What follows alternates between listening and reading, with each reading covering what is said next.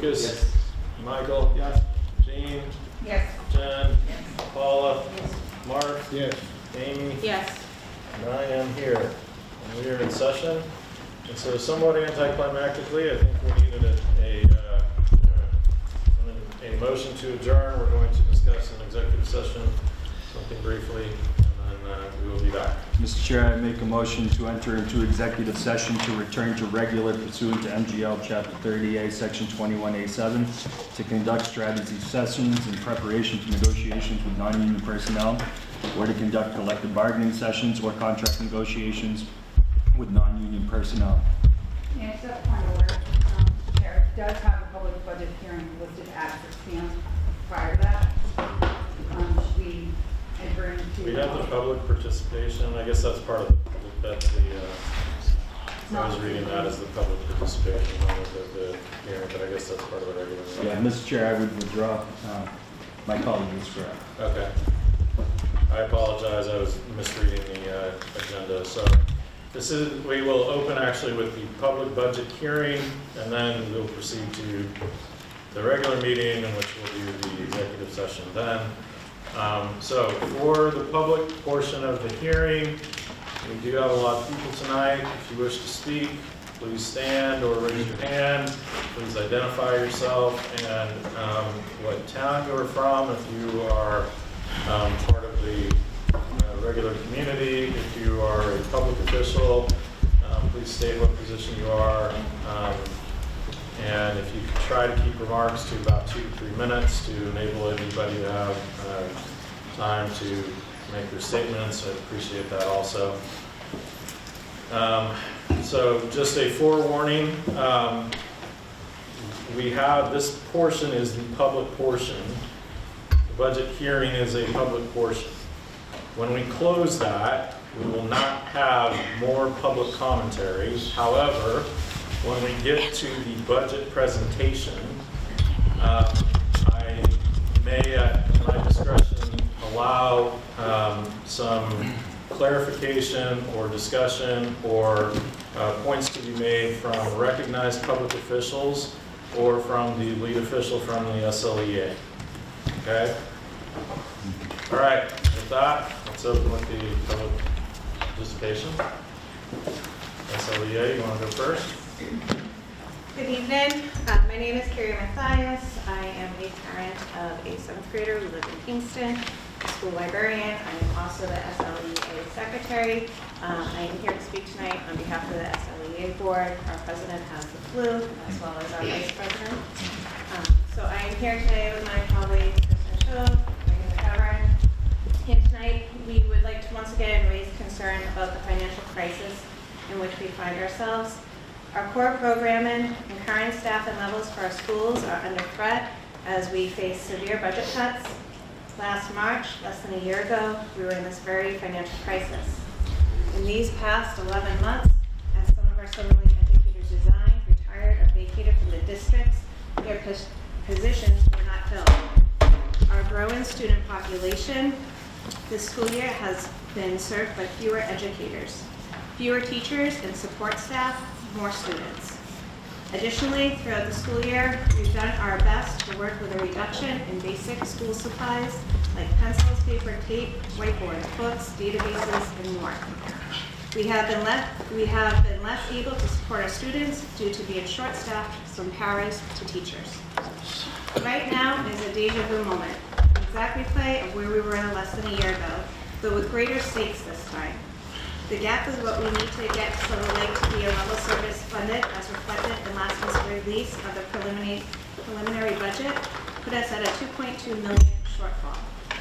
While we are under the impression that the number has come down, the deficit still remains high. In the face of last year's crisis, town leadership in this room and town meetings stepped up to offset the budget deficits both here in Silver Lake and Kingston. Our Silver Lake sending districts of Halifax and Plimpton didn't fare as well and experienced job losses under an austerity budget that took effect and has held since the end of last school year. In the most recent school committee meetings, Halifax and Kingston school committees voted not to make the Tier 2 and 3 cuts and to send the budgets back to the towns. The school committee hold strong and do the same.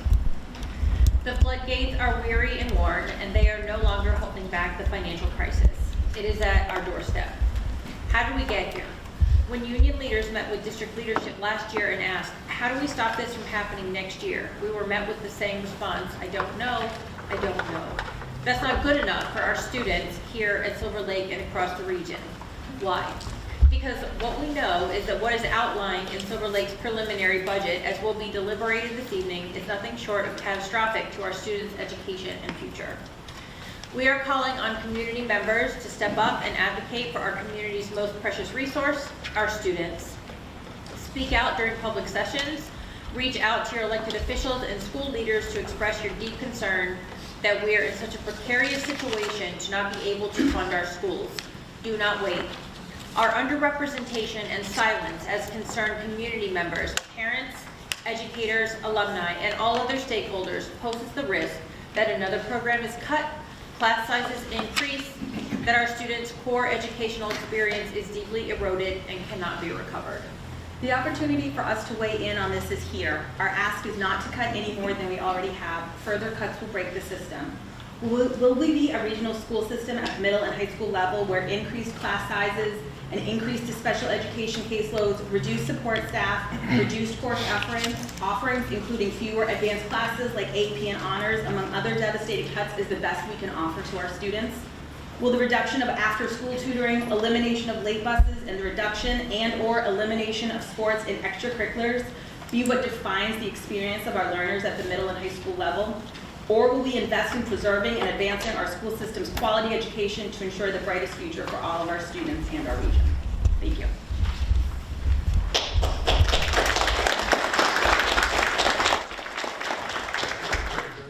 Hi, for those that don't know me, I'm Carissa. I'm a senior here from Kingston, and I'm the school board representative, so I go to all of these. I'd like to start off by saying I know we're all put in a difficult position between the towns not wanting to raise taxes and how expensive things are after COVID. I think I can somewhat say I understand the stress our community as a whole is under. However, as an elected official of my peers, I would not be doing the job I promised them to do if I would not speak on how the students are feeling. I can start by saying we are scared. We are scared of what is becoming of our school and our futures. As someone who has recently undergone college admissions, I can say firsthand how important the honors level / AP courses have been to me, as long as extracurriculars provided by the school. During the admissions process, it is not enough just to have A's. You have to be great in all aspects. I have been lucky enough to say on my transcript, I was in AP classes. I was a part of National Honor Society. I am a part of Student Council. But these cuts will not only limit kids' passion, but also their futures. I am scared, not only for the extracurricular side, but for the academic side as well. It breaks my heart to hear that so many teachers will lose their job. It makes me worried for those teachers that are staying and will have 30+ class size with excess amount of students. It makes me sad about classes, but will no longer be able to teach them because they do not have room in their schedule for it. I am sad for the students who will no longer be able to take classes they want to, like I have had the privilege of doing.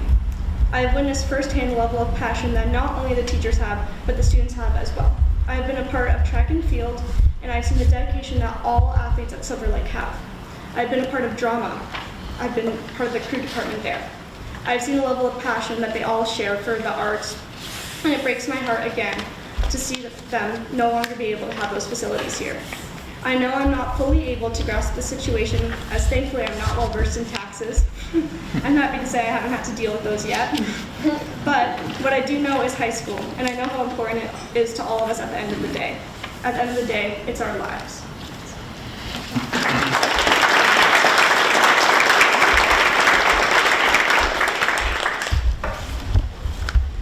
Do you have others? Go ahead. Hello, my name is Patty Doyle, and I'm a sophomore from Kingston who attends Silver Lake Regional High School. I appreciate the opportunity to speak in front of the committee today.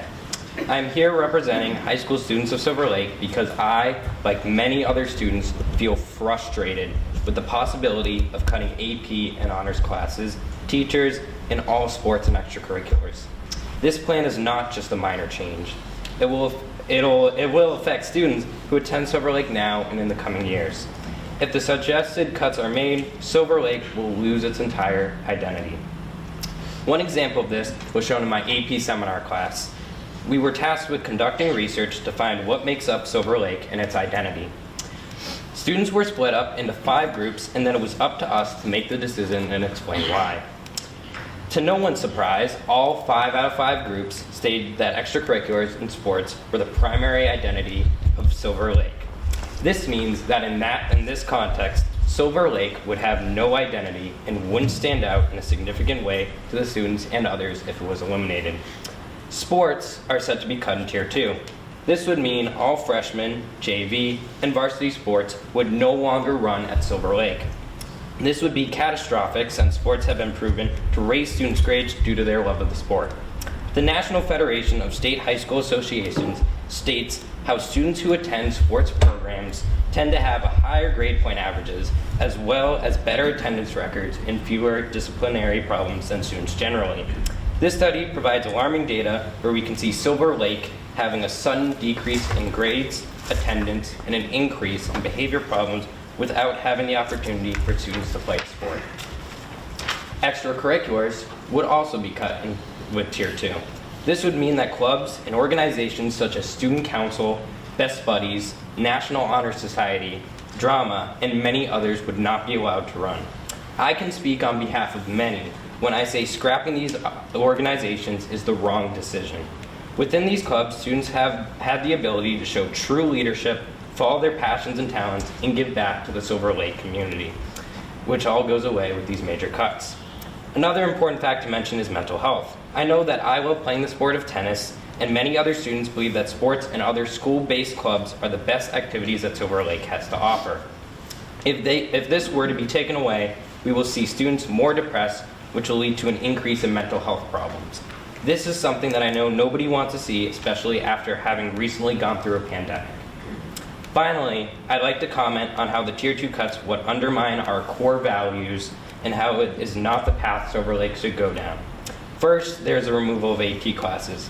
Advanced placement programs are higher level courses that are supposed to mimic a full college course and give students the ability to challenge their thinking and learn at a faster pace. If Tier 2 cuts are made, this means that students would not be challenged and they would not get the education they deserve.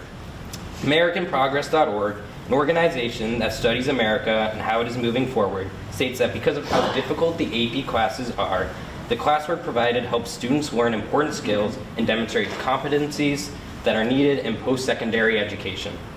They also mention how these courses provide college credit, while students are still in high school. This is influential since many colleges are competitive as well as very expensive, so by taking AP classes, students could get into higher ranked colleges and the cost of college would significantly drop. With the removal of AP and honors courses, students will be forced to take CP1 classes. However, there are major problems with that. There may be 30 plus students in a class of varying abilities. Some students will need to move at a slower pace to grasp the material. Others will be bored and want to learn faster. This may in turn lead to behavior issues in the classroom, with students acting out due to frustration or boredom or lacking any type of individual attention. Overall, I fully understand that the school committee cares about the students, teachers, and everyone in the community, and wants what is best for everyone. But coming from a student's perspective, we need to find a better and more suitable way to approach the budget problems rather than making the huge decision to cut AP classes, teachers, extracurriculars, and sports. These things are what make Silver Lake the amazing school system we are. Without them, Silver Lake will be a very different, sad place to go to school.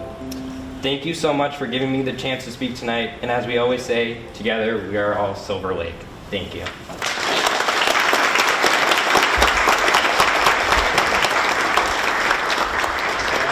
Patty, did you say that you were in AP seminar? I am in the AP seminar.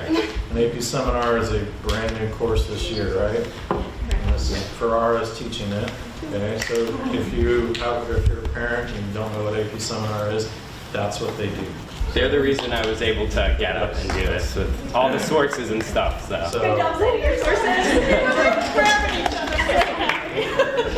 So It would be nice if they could take the video of this meeting and send it to the College Board, and you can get your AP credit for that. So, well done, excellently done. Who else? Eric?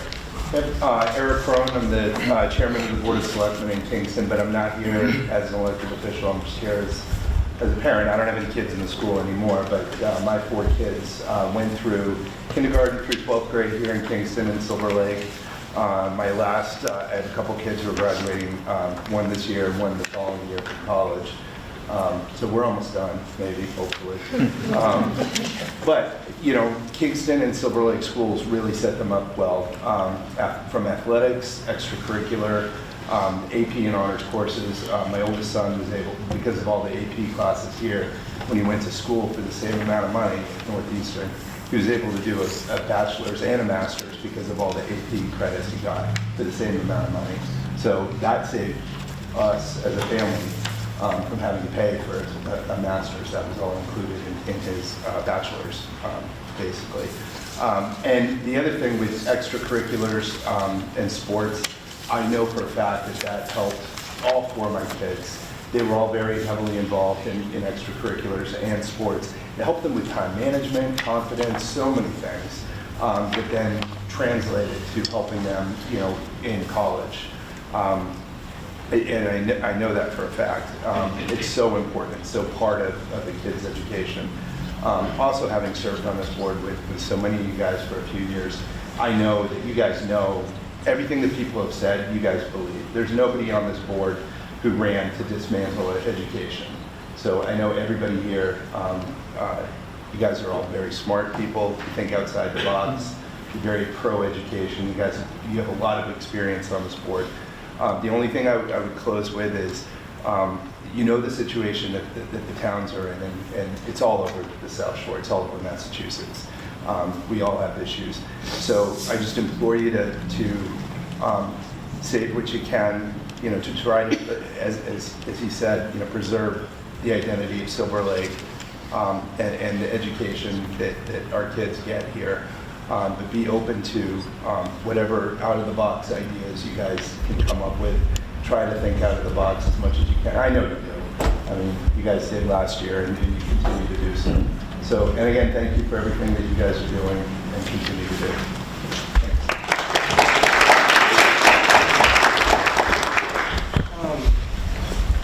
Hello, my name is Max Petrol. I'm a junior at Silver Lake Regional High, and I've been told by my friends, peers, and teachers that there is a chance we will be cutting funding on all extracurricular activities, including sports and drama clubs that require a stipend. There have also been discussions on cutting the clubs completely. I am admittedly very shocked and appalled that this is even in discussion, as I think that this is a very drastic decision that's not going to end very well and only exacerbate the problems. Silver Lake is known for the football, track, and drama clubs. All of them are what make us, as a school, us. If they didn't exist, the Silver Lake would lose the charm. If we don't have clubs to express ourselves, then what's the point coming to school to do the work? I do realize that the budget does dictate a lot of what goes on in the school, and yes, I do realize that it should be addressed and fixed accordingly. That I don't disagree with. But cutting funding that these clubs require, including the sports teams, especially when they're doing as good as they are compared to last year, it's insane. But these clubs rely on money to function. Cutting their funding would cause them to die.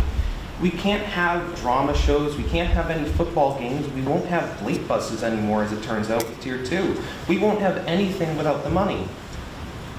Now, honestly, coming from a person that isn't in student council, isn't in National Honor Society, and isn't in sports teams, and kind of coming here I came here after I found out literally today that this is happening.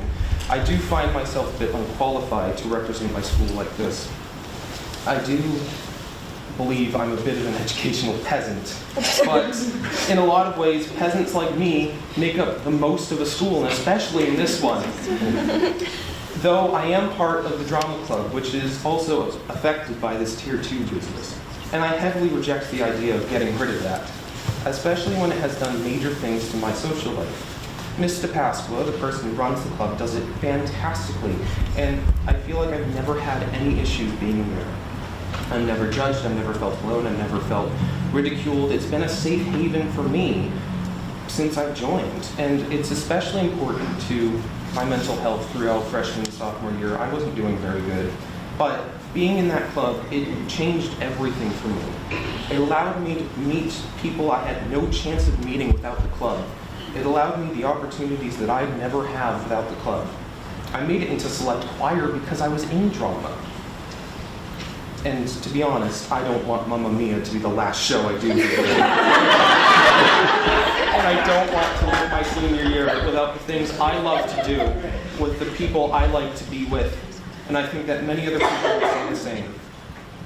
If the clubs aren't here anymore, then a lot of people will not have the same chances that I did, and their high school experience is going to plummet.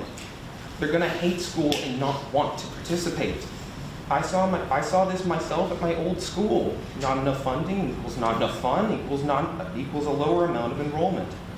In short, this idea of cutting all the funding may flop so badly that it may cause students to not participate and might even cause people to transfer to another school if they can. And I'm guessing none of you want that. So for anybody that is here that has enough power to make the decisions, please don't cut the clubs. Don't take away the lifeblood that feeds our clubs. Don't take away the things that make Silver Lake what it is. If it does go through and we end up losing the drama club and the athletic clubs and all the other clubs that are affected, there will be no point in saying, "Go Lakers," if we have nothing to go for. Sorry, my note just went away. The Silver Lake High School will probably just erode and rust away into nothing if this happens. I don't think anybody wants to see a school rot away because of a lack of funding. But I also don't think anybody wants to go to a school that has nothing fun and exciting to do. And that's really all I have to say, so thank you for letting me speak.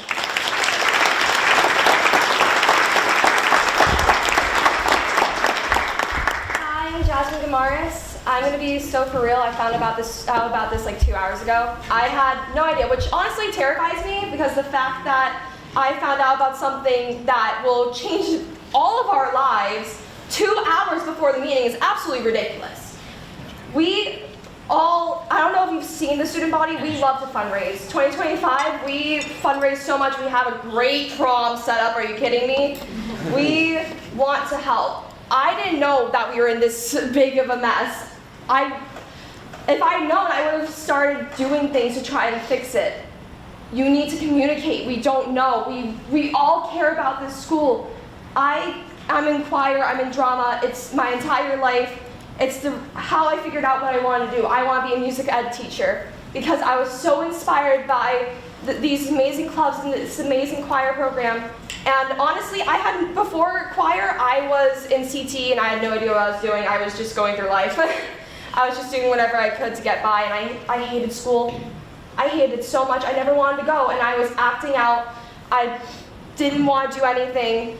I love this school now. I loved going to choir every day. I love doing Mamma Mia. I love being Tanya now. I love doing all these different things.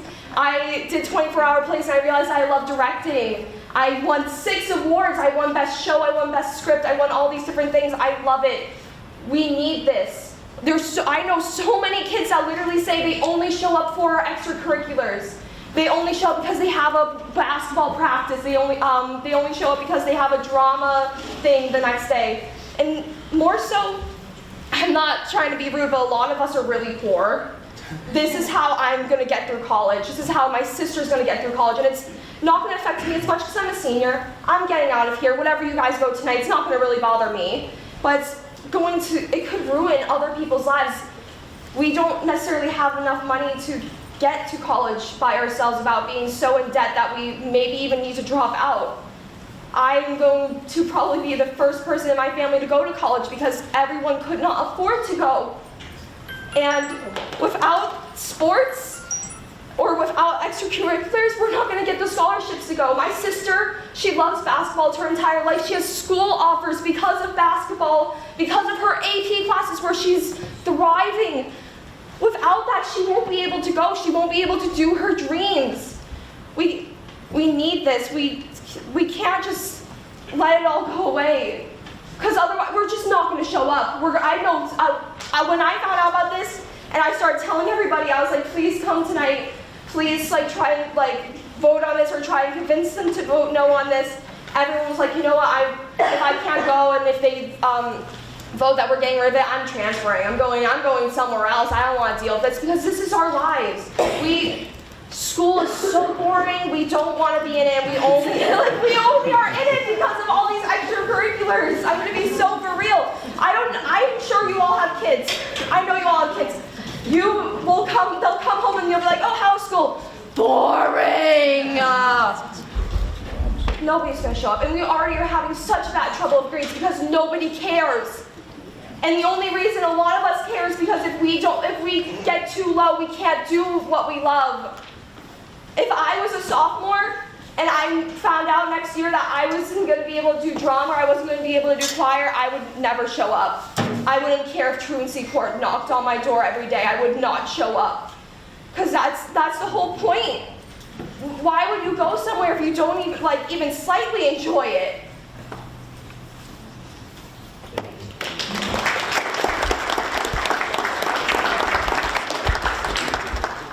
So I'm Sheila Vaughn. I am a mom. I'm from Kingston. I am on the elementary school committee in Kingston. I also have a senior who just got into 5 colleges, thank you, and I have a freshman and a 7-year-old who's in the first grade. But I did want to say tonight that I'm not here as a school committee member, but I am here as a parent, and I was a selectman in Kingston for a while, so I do understand budgets. Essentially, I was on Kingston for 10 years, so I just want to say that every year we hear the same thing, and it really is that we have to cut, and especially at Silver Lake, all I hear is cut, cut, cut, cut. I haven't seen them put anything new on their budget in probably 15 years at this point. And at this point, to hear this, and I can say that I am a director of admissions at a college, and I've been in the field for over 20 years, and the students are right. You are ruining what could be their college life, because if you take away those sports, those extracurriculars, the reasons why they go to school, and I can tell you, I'm tired of hearing about extracurriculars. This is part of their schooling. This is part of why they go to school. That's where they find their friendship. It's where they find the love of drama or finding the love of a sport that gives them that teamwork, that gives them that leadership, that gives them the drive to want to go to school.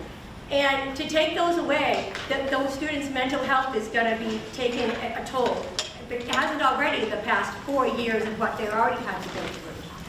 And I don't like overrides either, but I think that we deserve to have the townspeople on the floor, let them make that decision. Because we let the school over here, we let them say what they need. And they cut and cut and cut and cut and cut, and they can't cut anymore. There's nothing to cut. So you say find more, there's nothing more to cut. So let the townspeople make that determination if they want to pay for these things. And if they don't, they'll say no to an override. And if they say yes, then we do it. But let the townspeople make that determination, not by just the school board, but by the townspeople. Let the townspeople make that determination if they want to spend the money on what the schools need. So, woo!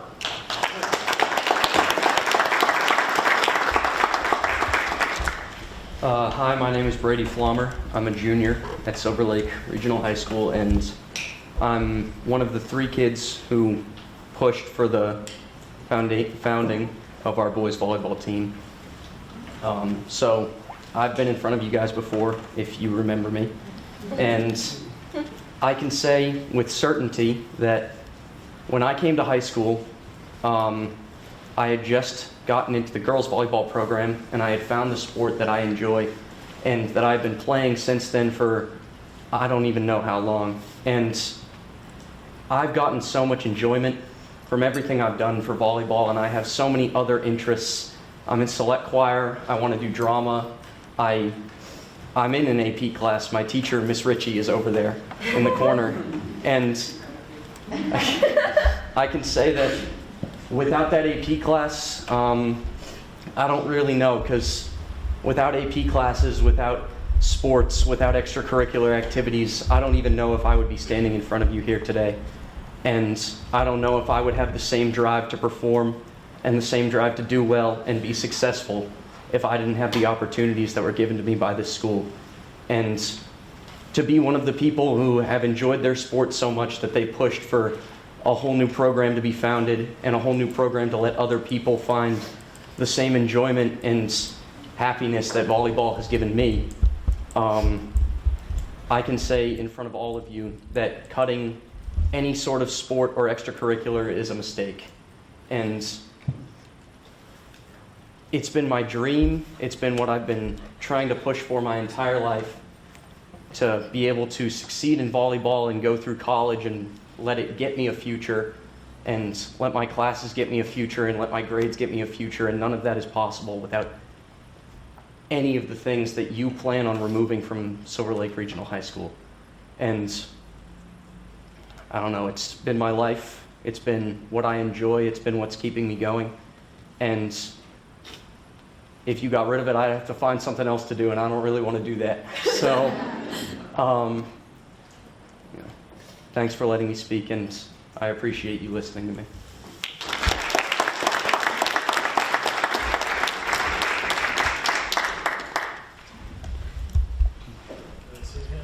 Hi, yes, I just would like to speak as well. My name is Jess Cahill. I'm a resident of Kingston. I have 3 kids in the district, and I'm also a teacher. And I would just like to clarify some things for the community and the parents. Our school, whether we want to admit it or not, has been struggling for quite some time over the past, particularly 4 or 5 years.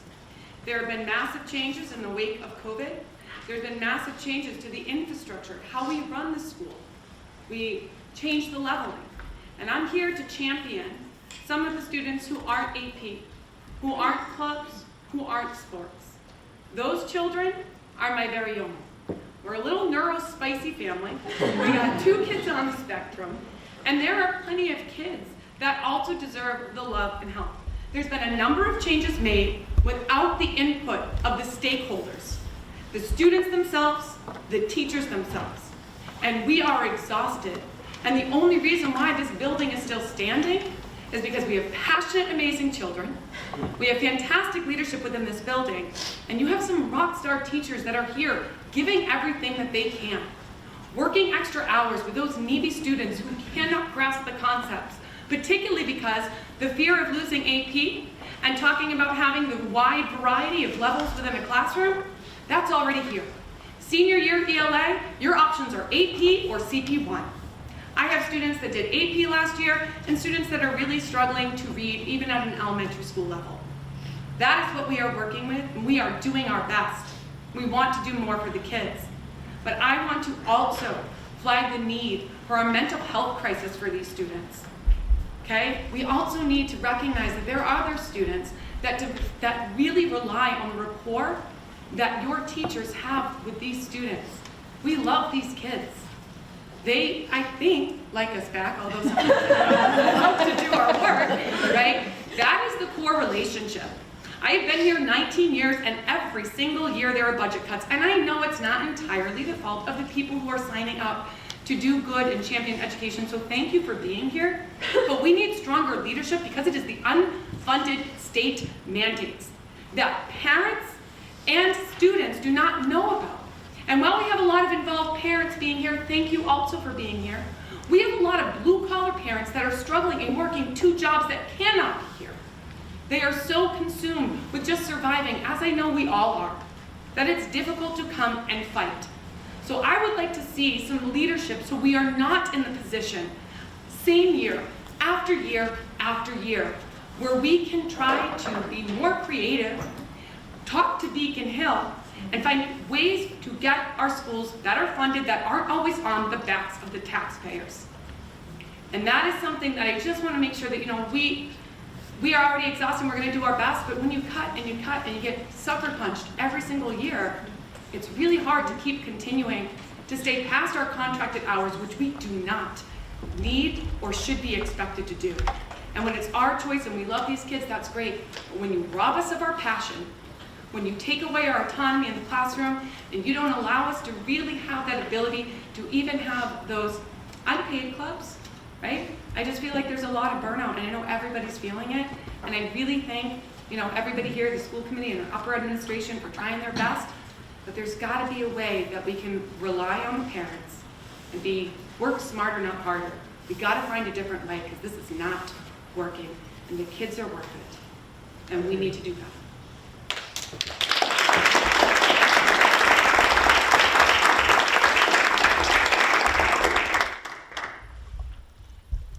Anybody else? Okay.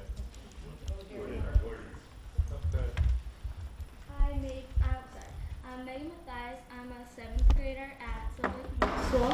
I'm probably the youngest one here looking around. I just wanted to say a couple things about kids who aren't in that many after-school activities as in myself. I am in student council, but I'm not in drama. I'm not in a bunch of clubs after school. But I also want to say how important it is to keep the regular academics and the AP classes and not have everyone just learning, because I definitely feel like there are kids, including myself, who feel like we could be learning at faster paces, but then also being held back because we also need to. It's important, I feel like it's important because my goal is to get into Yale. That's my goal, but without the AP classes, without everything that Silver Lake has to offer, I feel like we won't be able, and I won't be able to reach my goal. I have heard so many kids say that they will transfer because there aren't AP classes and that everything is going to be cut. I've heard so many kids say they're going to transfer because Silver Lake isn't what we used to be, and that we haven't been able to have the classes that we need to be able to have to be a good community and to be together. But cutting after-school activities is also not something I feel like that we should need to do and that we need to have to come to, because for some other kids, not some of my best friends, they're in drama, they're in so many other clubs after school that's what they enjoy. I do enjoy drama, but I would have always choose student council because I feel like being part of the community is way more important, and that we need to know what is happening through our schools.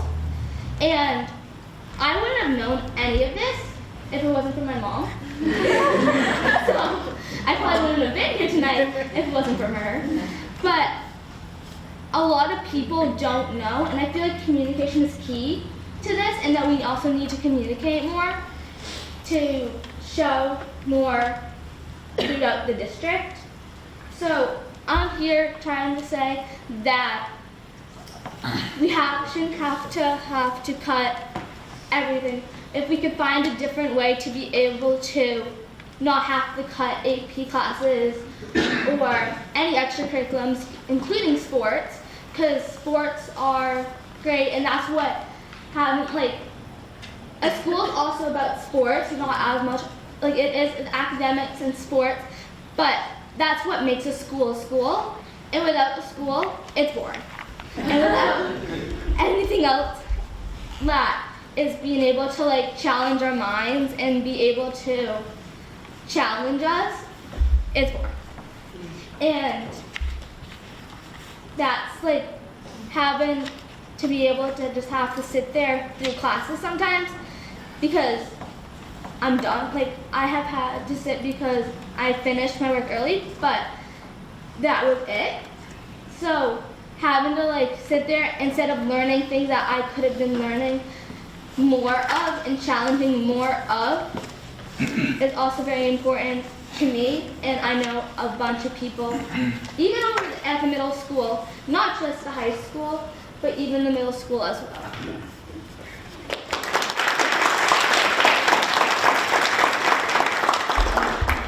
I'm Jonathan Seelig. I'm a Halifax resident, and I'm also speaking tonight as a resident. First off, I just want to thank you guys.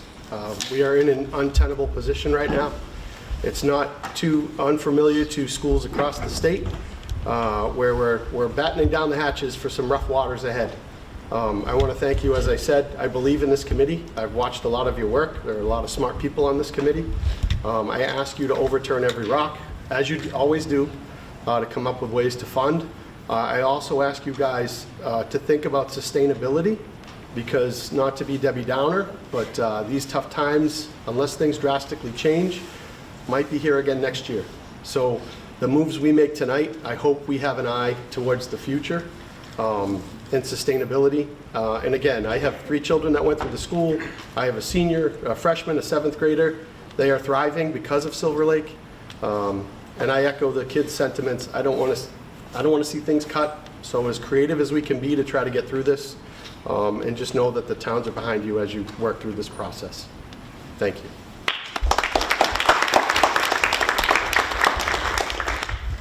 All right, we'll take one more and then we'll, Carl. All right, we'll do these last 2 and then we'll conclude the public portion. Go ahead. Hi, my name is Jennifer Ehring. I live on Winthrop Street. I guess I feel like I'm in a town meeting. But I'm here to say I always support teachers, I support the admin and everybody in the schools as a parent. And I have 2 very different children. One who was diagnosed with dyslexia years ago when he was little at KES and could not have come as far as he did without the O.G. Wilson program. KES had somebody who was certified in that program. KIS had to contract that out.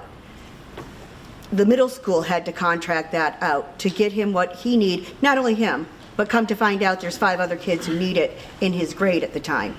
I feel like, and then I have another child who is on honors AP future classes, and if any of those reading specialists or those classes were to be cut, it would be just horrendous, as well as sports and the drama club and everything else. But I know the money has to come from somewhere, and I think we just have to think more creatively.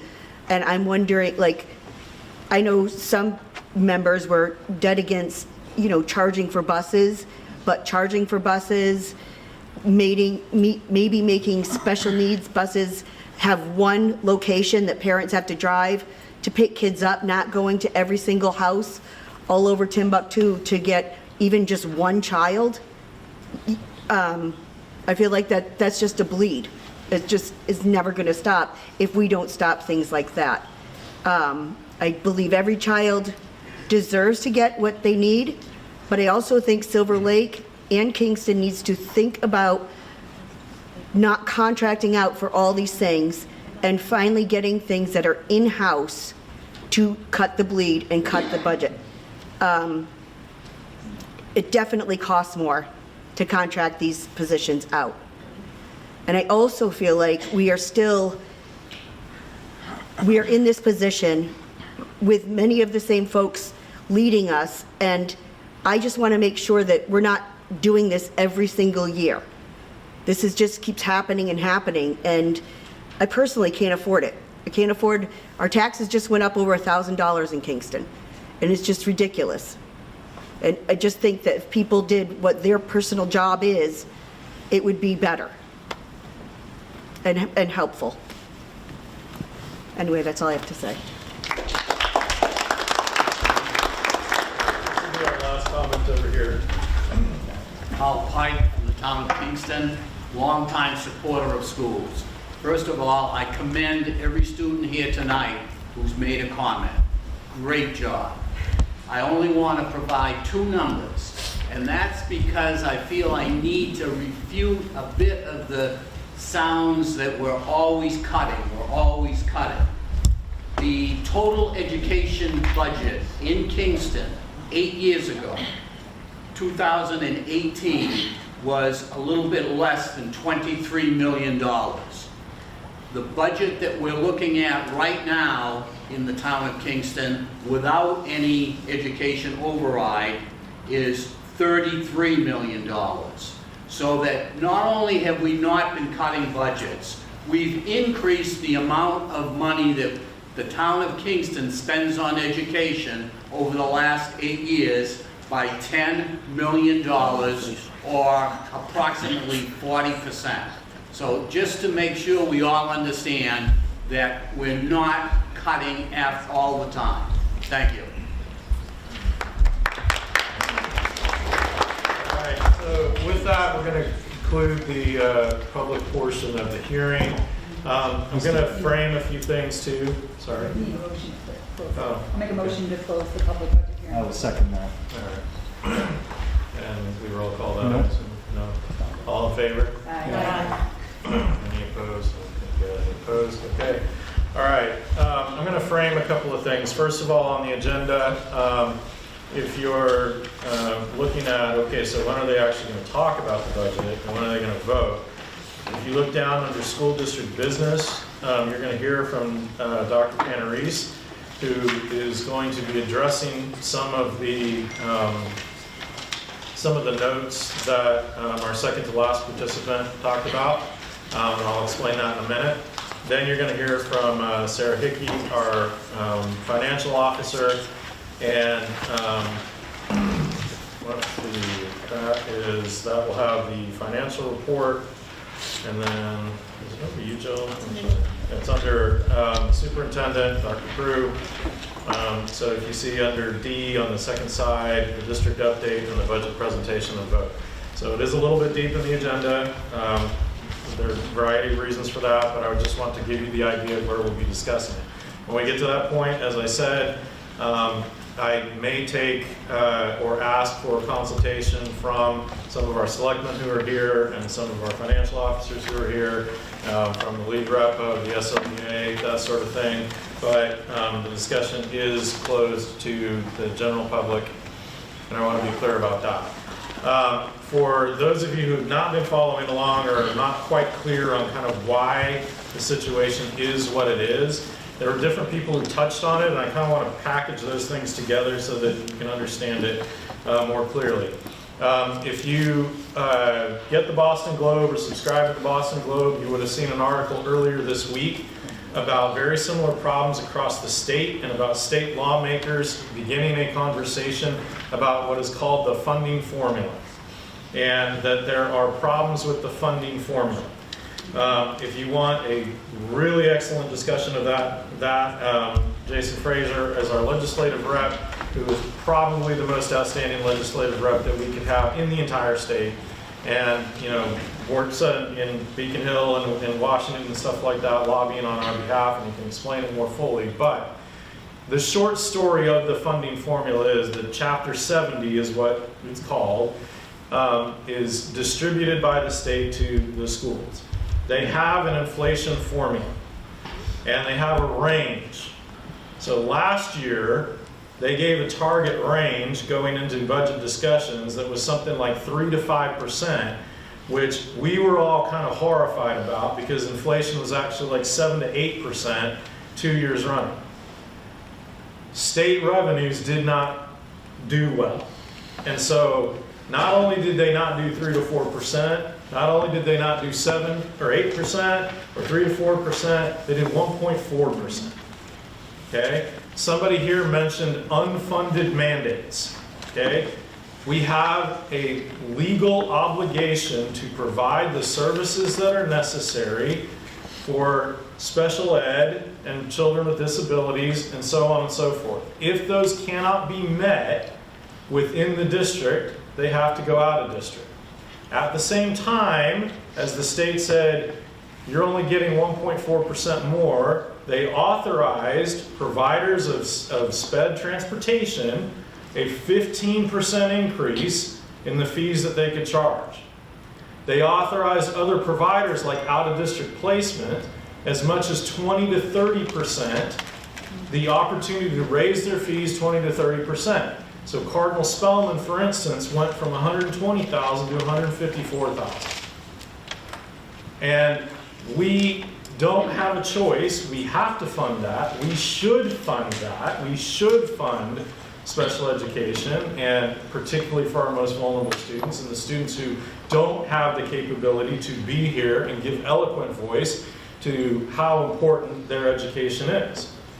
So special ed, the rate at which the costs have risen have gone way out in front of what we have taken in from the state. Obviously, we have a levy limit that is administered within the towns. It does not keep pace with those rates of increases. And so that's what's creating the tension. There have been lots of other things that are kind of nickel and dime sorts of things, but those are sort of the big areas. One of the things that our second to last presenter said was kind of alluded to, maybe you could provide more in district. All right, Dr. Panarese, I asked her to prepare a presentation on this because if we were able to provide more in district, theoretically, the cost, the overall cost of providing special ed services might come down. The challenge with that is that it is a gamble. It is a gamble in the sense that parents have the right, as they should, to negotiate with the school district and to potentially dispute whether the level of services is acceptable. And so if not enough parents find the level of services, even if we say we have them within the district, acceptable, we are still responsible for the funding to send them out of district. So we can't guarantee the full use of the capacity of the people that we would hire, which means if we spend $500,000 to $1 million to set up the infrastructure of having special education more fully taught within the district, you could have a lag time before you see the return on investment. And right now we're staring at a budget that is absolutely airtight. Now to this gentleman's point over here, there have been no cuts to money. There have been cuts along the way to total head count that is within the, as the teacher said, you have not replenished positions and things like that. That's true. We have an administration that really isn't very big. The state is on us about having more administration to support our financial operations and considers it kind of a threat that we are not better staffed there. So we are not spending less money. The problem is the amount of money that we can spend, even with its growth, has been rapidly outstripped by the costs that the state authorizes and has not been backfilled by the revenues that the state provides, and hence the tension and the challenge. And at least in some of our communities, going and asking for more, as some people allude to, we have a very working class community who tons of families, we had a student here eloquently say, I'm going to be the first one in my family to go to college. That's the situation for a lot of our families. And so I am not going to sit here and say, as a steward of any of this, that it's no big deal to go to our communities and say, we need you to come up with an extra $1,000 this year. That for some of our families is breaking. So these are the things that we're living with, but when you look at the agenda, I want you to understand that framing and those discussions. So when Dr. Panarese presents on special education programming, that's the context. I'm at least going to give the committee the opportunity to hear what's the level of investment that we could make, and when, if ever, do we think we might see a return on that, and do we have any tolerance for that level of investment? When we talk about, when Dr. Prude gives the presentation and Sarah gives the presentation on the budget, and we talk about the gap is not from cutting the funding, it's from going 40 million to 46 million in expenses and only having revenues to go up to like 42 million. All right, with that, we need a motion to move into executive session. I make a motion to adjourn to executive session to return to regular session pursuant to MGL Chapter 30A, Section 21A7, to conduct strategy sessions in preparation for negotiations with non-union personnel, or to conduct collective bargaining sessions or contract negotiations with non-union personnel. Second. All right, that's a roll call. Jason? Yes. Lucas? Yes. Michael? Yes. Jean? Yes. Ben? Yes. Paul? Mark? Yes. Amy? Yes. I'm a yes. All right, we'll be back shortly.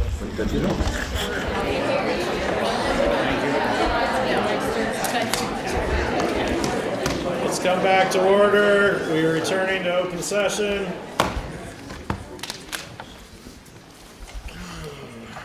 Let's see, we're returning to open session. Let's see, we need to vote in open session again. Jason? Yes. Lucas? Michael? Jean? Yes. Jen? Yes. Paula? Yes. Mark? Yes. Amy? Yes. I'm a yes. So we're back in session. I think we've had a lot of public participation, so I'm gonna go past that and go to the approval of minutes. Make a motion to approve the minutes of the January 9th, 2025 meeting. Second. Okay. Any further discussion? Seeing none, all in favor? Aye. I'm going to abstain. Okay. All right. We have discussed in executive session the extending the contracts of our middle school principal and our middle school head custodian and our treasurer. For anybody who might be interested, yes, these are all included in our budget and part of our budget presentation and are expected, and we have to have these positions. So, do I have a motion related to those contracts? I'll make a motion that we extend the middle school principal's contract and middle school head custodian and treasurer's contract as presented. Second. Okay, any further discussion? All right, all in favor? Aye. Any opposed? Very good. All right, we are going to hear from our police association, I believe. Police Department, Kingston Police Department, how you doing? John Good. Bateman, Lieutenant of Kingston Police Department. I kind of know that this is bad timing for asks due to budgets, but there's a reason for it. I'll keep it short. So basically, we're asking, due to the middle school and the volume of work that's kind of arisen since we started it, we're looking to try to get someone up there full-time. There's definitely a need for it. We see it, and we see the value of it. And currently, how it's funded is it's billed between Halifax and Plimpton. And it's paid like a detail. Everyone knows the budgets, all the budgets are tough right now. If those line items of how they budget that money goes away, same thing with us, we kind of risk losing that part-time officer up there.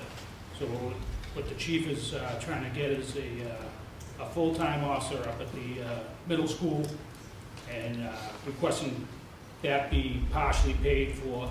We would have the other part paid out of Chapter 70 funds. And I have the figures here that I can pass out, probably didn't print out enough.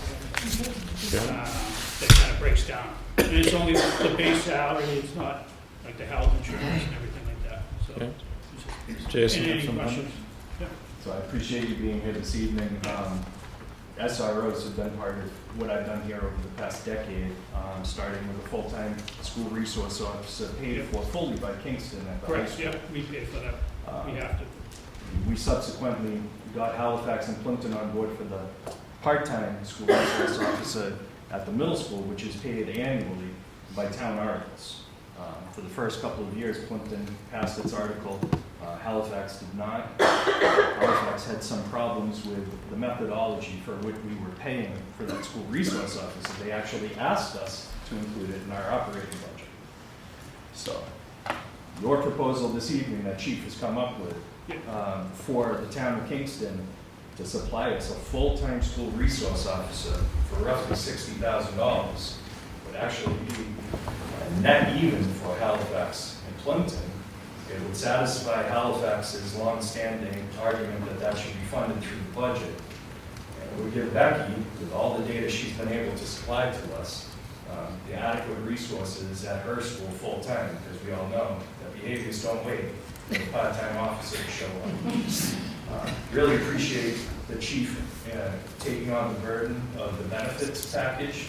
I know when we looked at the cost of a full-time school resource officer last year, we were quoted what about $125,000 including benefits. So this is an extremely fair offer. Obviously, we would share that officer with the town of Kingston during non-school hours and during summer vacation as well. It would be similar to what Officer Allen is up at the high school. The fare, basically from the department internally, as we understand the budgets, if it doesn't get funded, things have to be cut. And unfortunately, that's one of those areas that if it's not a must, and we're not dictated by statute to have someone up there, then those are the things. I think 30,000 additional dollars to have a full-time resource officer is short asked in these days and age. So thank you. And I have kind of the breakdown that I was given, if anyone wants them. I'd like one. And if any of them, if I don't have enough, you can either email me or I can have the chief ship them. Anyone else? Yeah. Awesome. Thank you. I forgot enough one. Thank you. I'll share. Oh, wait, I feel like I have one already. Do I have a motion? It was here. Oh, you are ahead of everything. Mr. Chair, I would request that we hold this information and this concept for the larger budget discussion. Okay. All right. We can include that then in that discussion. Thank you, Officer Bateman. Thank you. All right. Ms. Coette. Hi everyone, I only have a few updates for you. Students are involved, some of the 8th grade students are involved in the geography bee. We finished our history bee earlier in the fall, and so they're excited to get into the 2nd and 3rd rounds of that this week. Basketball season closed with a successful game yesterday against Sandwich. Both students and staff alike have come up to me talking about the professionalism, the coaching, the sportsmanship on both teams. We're really proud of that. We will be hosting a student and staff basketball game, which we called March Madness, on March 20th. Anyone here is certainly invited. And lastly, Leah Tyler was able to ascertain a grant of $1,810 through the Peter Marsh Foundation, which combines musicality with outreach to the community. So you'll see that in one of your Excel spreadsheets in the drive, but I thought it was worth mentioning today. That is all I have. Do we need a motion to accept the No. grant? No? Okay. That's different than a donation. All right. Thank you very much. It's in my report. Okay. Michaela? Thank you. That's what I said. I have a little bit of a longer list tonight. Sorry, everyone. In your shared folder is a copy of the senior bulletin. That's just for informational purposes so that you can see the different activities and events that we have planned for our senior class. Also some save the dates, as you are all invited to attend graduation and sit on stage with us and help me hand out diplomas, Gordon. I have a few donation requests tonight. If it's okay, I can read them all and perhaps they can all be voted together. Do you want to? Is that good? All right, fantastic. Kingston Public Library has a list of books that they would like to donate. That list is in the shared folder. We're also like to accept $400 from the Foss family to update and enhance the Barbara Foss Media Center. And then our Credit for Life advisors would like to accept a few donations. $250 from Eastern Bank, $300 from our PTO, $1,000 from Cape Cod 5, and a variety of gift cards and raffle basket items from Keller Williams Realty, Julie Bellis, to help support our Credit for Life fair that takes place later next month. Okay. So I think we need a motion to accept those donations. I'll make a motion to accept all of the donations that Mrs. Gill read. Second. I didn't write them down fast. Okay. Sorry. Any further discussion? All right. Seeing none, all in favor? Aye. I promise I said thank you. Opposed? Okay. Thank you. Thank you. I have an out-of-state field trip request on behalf of our carpentry program. They'd like to travel to Bryant University in Rhode Island on April 29th. This year, they partnered with an awesome program called Project Playhouse, which is a nonprofit dedicated to building dream playhouses for children with serious illness. So in partnership with local vocational high schools, wish-granting organizations, and corporate sponsors, the program strives to provide children with a personal getaway that promotes healing, inspires imagination, and activates fun. Our students were matched with a child whose interests include trains, space, and the Avengers. So they built a playhouse that will make sure everyone gets a chance to see. It's an Avengers train with a lookout that includes a telescope. It's painted bright, fun colors. And all the schools that build playhouses are invited to attend the reveal day at Bryant campus, where children are surprised with their custom playhouse. We'd love for all of our students to be able to travel out of state for that big moment with your approval. I will make a motion that we approve the field trip for the carpentry program to Bryant University on April 29th. Second. All right, any further discussion? Seeing none, all in favor? Aye. All right, thank you, everyone. For our program of study updates for 2025-2026, in the shared folder are two documents. One is the full program of studies, and then I did a one-page summary to make it a little bit easier to digest. All of the additions are highlighted in red. All of the removals, the things that we're proposing to take out, have a strike through them. It includes updated MCAS and competency determination language to reflect the law change following last November's vote. And then some of the biggest changes that we're proposing is that given our MCAS scores from the past 5 years and our concern that without that competency determination requirement for MCAS, scores may drop even lower, we would like to restructure our levels and add an accelerated level. In addition, we're working to figure out a structured plan to provide more opportunities for co-teaching, especially in grades 9 and 10 ELA and mathematics, with a specific focus on improving instructional practice and providing grade level standards-based instruction. And so as a highlight, in the updated program of studies, we're asking to continue our final phase of removing College Prep 2 level courses. We would add an accelerated level, that would be something new. And then we would revise the descriptions of our learning levels for College Prep, accelerated, and then our honors and advanced placement, which would combine in that third level together. Those course descriptions or those level descriptions are included for you. If you want me to read them, I can. We anticipate course selections beginning per usual after February break. We host the Rising 8th grade families on February 27th, and then we'll give the 8th grade class their presentation at the middle school on March 3rd. But we would need your vote to make all those changes possible first. Make a motion to accept the course changes as suggested by the principal. Second. Any further discussion? Seeing none, all in favor? Aye. Thank you, everyone. And then I'm going to turn it over to everybody's favorite representative from the high school, Carissa Smith. Hi, again.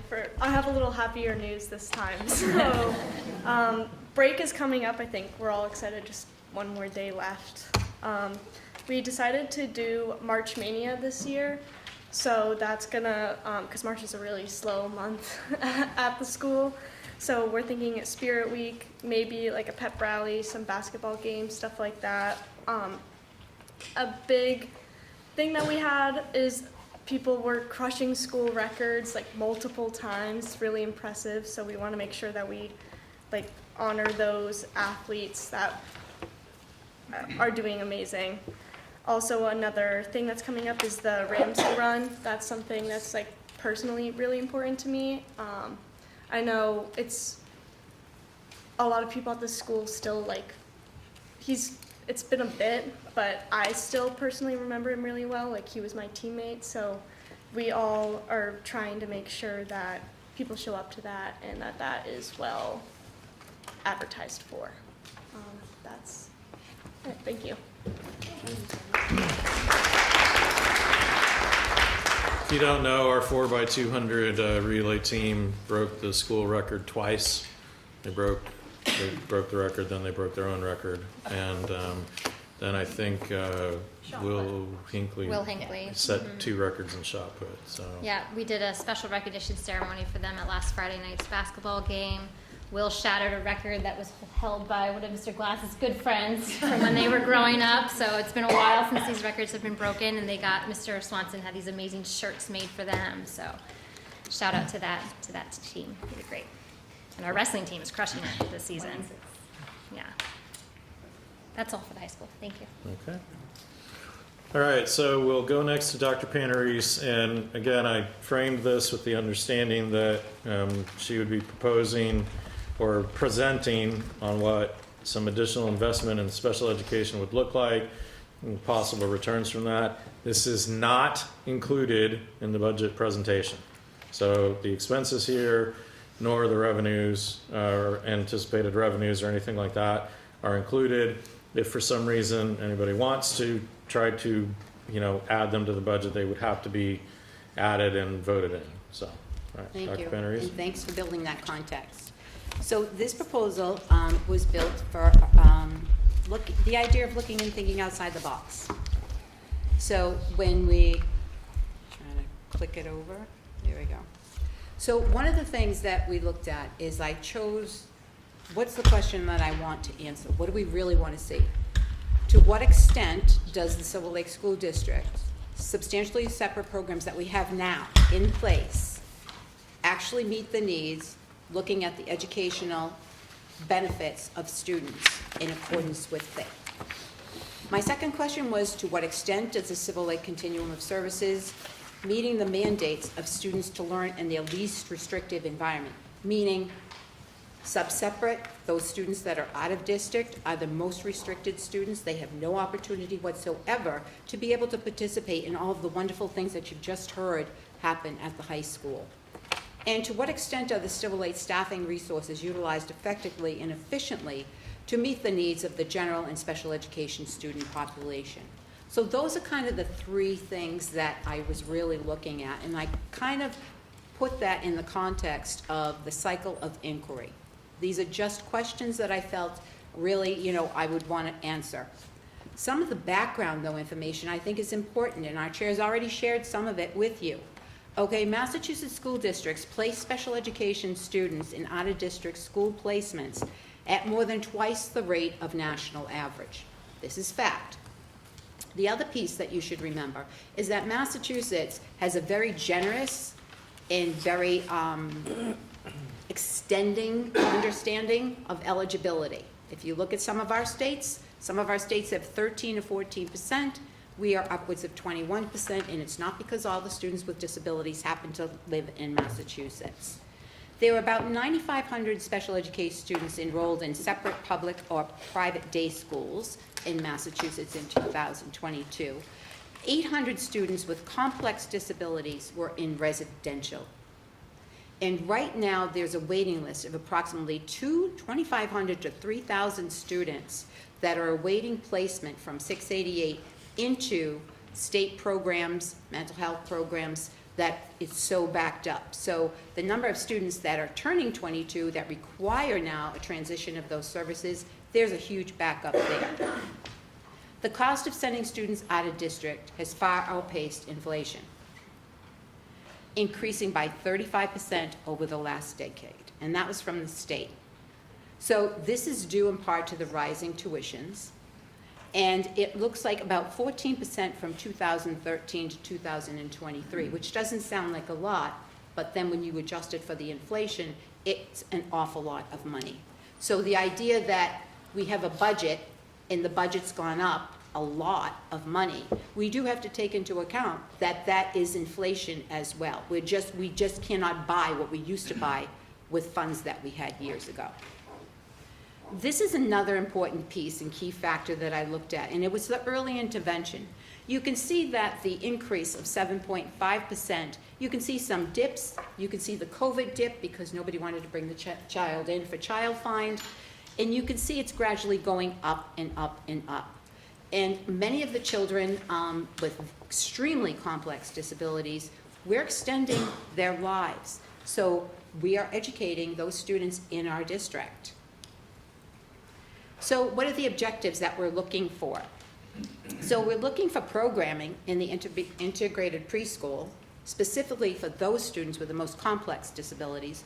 We're looking at a middle school consultancy program and the high school, and possibly a program across the district at the upper level of elementary school.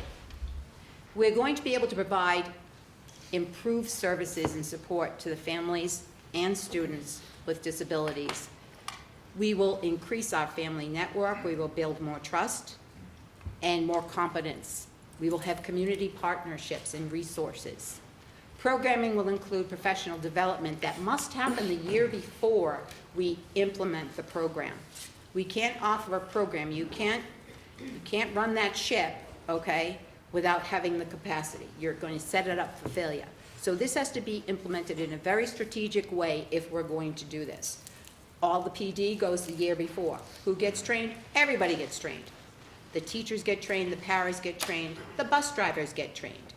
All those individuals interact with our students. Potential reduction in out-of-district tuition costs could happen. And as our chair pointed out, it's not guaranteed to happen because we have stay put rights. But if we have a high-quality program that's run the right way, we can offer not only our students placements, we can look to other districts to place in our school. And that would be a big plus for the districts around here that are sending their kids to Boston if we have those specialized classrooms. So we did a needs assessment, or I did a needs assessment. I took a lot of the TFM data from the State Review of Special Education this year. And we looked at the historical special education student data. What's the profile of the students that are most going out of district and staying out of district? So that was one deep dive. We looked at the achievement gaps. Our gaps are getting bigger, they're not getting smaller. So the difference between the general education students' achievement and the special education students' achievement is getting bigger and bigger and bigger. So we have to take a look at that. The feedback from the TFM classroom walkthroughs, their suggestions, the district student data on the types of disabilities. So for example, when we look at autism, we know that is one of the second, highest disability categories besides specific learning disabilities. But in Silver Lake, it's health. Health is a second. So we need to take a look at where are the children, what are the profiles underneath a health disability, and what are the needs that we have to take care of for those students. So we use that feedback. The data that was used, again, most of it was from the student discipline data, the TFM data that we had to all gather and send off to the state, and the student achievement, and initial program review for the Silver Lake Integrated Preschool and now. Here's your collaborative classrooms. This would be at the integrated preschool level. The New England Center for Children serves students with the most complex autism disabilities. They have a partner program of $155,000 a year. They provide professional development. They come into the school. They do all the training, and you can build teacher capacity that way. And it's like a coaching model. They're there. The upper elementary social emotional learning classroom. Right now, we do have a couple of schools that are struggling. Our district does not have a program framed around CASEL, which is the framework for social emotional learning. We don't have that integrated in any of our schools right now. So this is another area where we're looking at the whole child and we're looking to intervene. The consultancy program at the middle school. Next year, we're going to have 2 classrooms for students with autism at the school, increasing needs of students with autism at the school, and we need to have the ability to be able to meet those students' needs, because if we can't meet those students' needs, those students will be going out of district. The high school social emotional therapeutic classroom. We do have something in place right now, but it's not as formalized.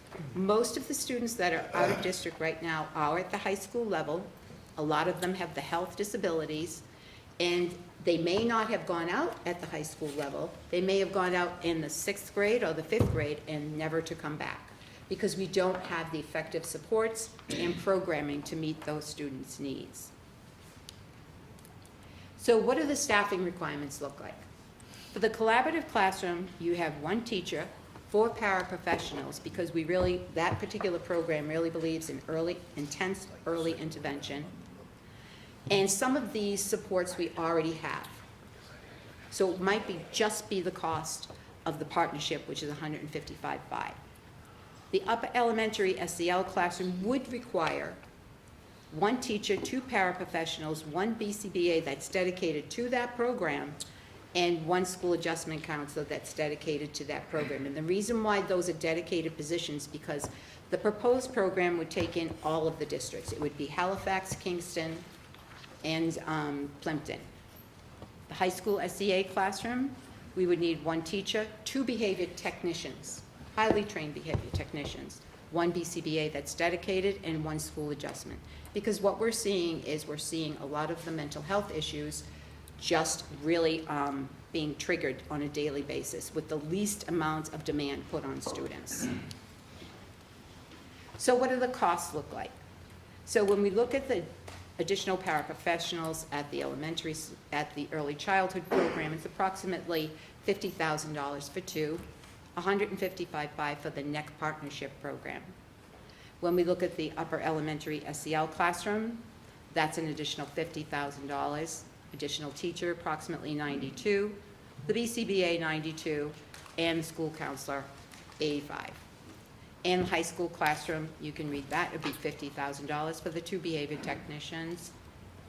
Additional teacher, $92,000, BCBA that's dedicated to that program, and an adjustment counselor as well. The middle school consultancy program would come under contracted services. So what does that all roll up to? I didn't add it all together because I wasn't sure you were going to pick and choose or whatever. I'm going to add it all together. Could someone add that all together? Amy's doing it. And when we say 2 paraprofessionals, is that 2 each at 50, or is that No, 2 for 2 50? would cost $50,000 at a cost of $25,000 apiece. Okay. Is that assuming then that they're doing this part-time and doing other things, or is that, no? Okay. All day, same place. All day, same place, Okay. training, specialized. Okay. And I'll ask the question, can you share them? What's that? Can the middle school and high school share any of these? Or do they have to be in one building or in the other building? I think eventually that is a really good thing to think about. At first, I wouldn't even attempt it. Okay. At first, I think you need to get that program in place, stabilize that program, and then I think you probably could move to something like that. But you have to remember, we don't have a BCBA really, dedicated to the high school to begin with. So I would look at those positions being able to filter out beyond those programs to be able to support other children, to prevent those children from going into the sub-separates. That would be the ideal vision. Extra value added we'd see later. Yes, from yes. this program. Thank you. Is there additional physical space needed to? There would be, and that's part of the timeline piece on the next slide. Thank you, Paula. So one of the things that you have to remember is if we were going to charge tuition to other districts, we would undercut what, I know we probably shouldn't say this out loud, but we would underbid what other districts are paying. They're going to save in 2 ways. They're going to save on the tuition, and they're going to save on the transportation. Yeah. Some of our kids' transportation is almost as much as the tuition. And when I see it, it doesn't sit right with me when I think about it. So those are things that we can consider. So another way we might want to view this. So let me ask this too. Is this, so we would need all this on like September 1st of this coming year, and to carry it for a year with no tuition? I would say that we need the professional, if we're going to do something like this, I would say we need to have at least, we'd have to start the professional development right now, go through the summer of the professional development, which would be costs, okay? And then halfway through next year, you could probably be in a good position to open up these classrooms. I would not open up these classrooms without giving the intense professional development that people need to make sure that we have a high-quality program, and we're just wasting our money and setting it up So for failure. you're thinking that by January of 2026, we would have classrooms? You could do it. You could So do it. we would, so this is about $850,000 if Amy's addition is correct. She's a math teacher, coaches the math team, so we're gonna go by Amy. So if it's $850,000, and we would start running that essentially this summer, a run rate of, whatever. And you think we would start accepting students into these classrooms as of January? when the professional development is done and the spacing has been organized and we can start taking students. If we take that number that Amy just gave us, and thank you for that. I could be wrong. Do we include the upper elementary? Or I is it- included all three. I Right, just but- went pretty. If we look at the idea, In our So we buy budget seven though, more, yeah, just because the we're first not, our budget is only 7 through 12 in preschool. So I included all of it. Is it though? Because we have all the special ed. No, we don't. That's what we just Or we- reconstruct. Why So do I have that backwards? All right. Go ahead. another way to look at this is to take that number that we added at whatever it is and divide it by about $75,000. And that's how many students we'd have to take from somebody else's district to break even. So it's about 10 students. Well, we'd also have to, I mean, if we kept our own students in, and we're Then not sending, we would have our own. okay, Jason? So it wouldn't be 10 students, because we'd only be capturing revenue from January 1st on, or when the kids start coming into placement. No, I'm just thinking of a run rate, Yeah. not a, but Well, I'm yeah. just thinking of how the collaboratives have Yep, to run their yep. budgets, and we have Yep. to do it based on when the kid actually shows up. Yep. And I love what's up here, and you answered one of my questions with the approximate tuition we'd be looking at. I think the actual benefit is for our own students. First and It's not foremost. just the financial aspect of it, but it's keeping kids in their neighborhood school, Mhm. with their peers, with their friends, with their family. We have better outcomes when kids stay in their home district. Now, I appreciate the fact that collaboratives exist and that the private special ed schools exist. Very often, their professionals are actually less qualified and certified than what we could potentially provide here in the district. So, there's nothing but positives up on the board, and I appreciate being presented with this. However, in light of the current budget situation, me considering $800,000 of extras while I'm considering what I had to cut from my budget to make it work, I would encourage us to ask the administration, which one of these would provide the greatest benefit to our students locally if we were to invest in focusing on one of the three over the next couple of years.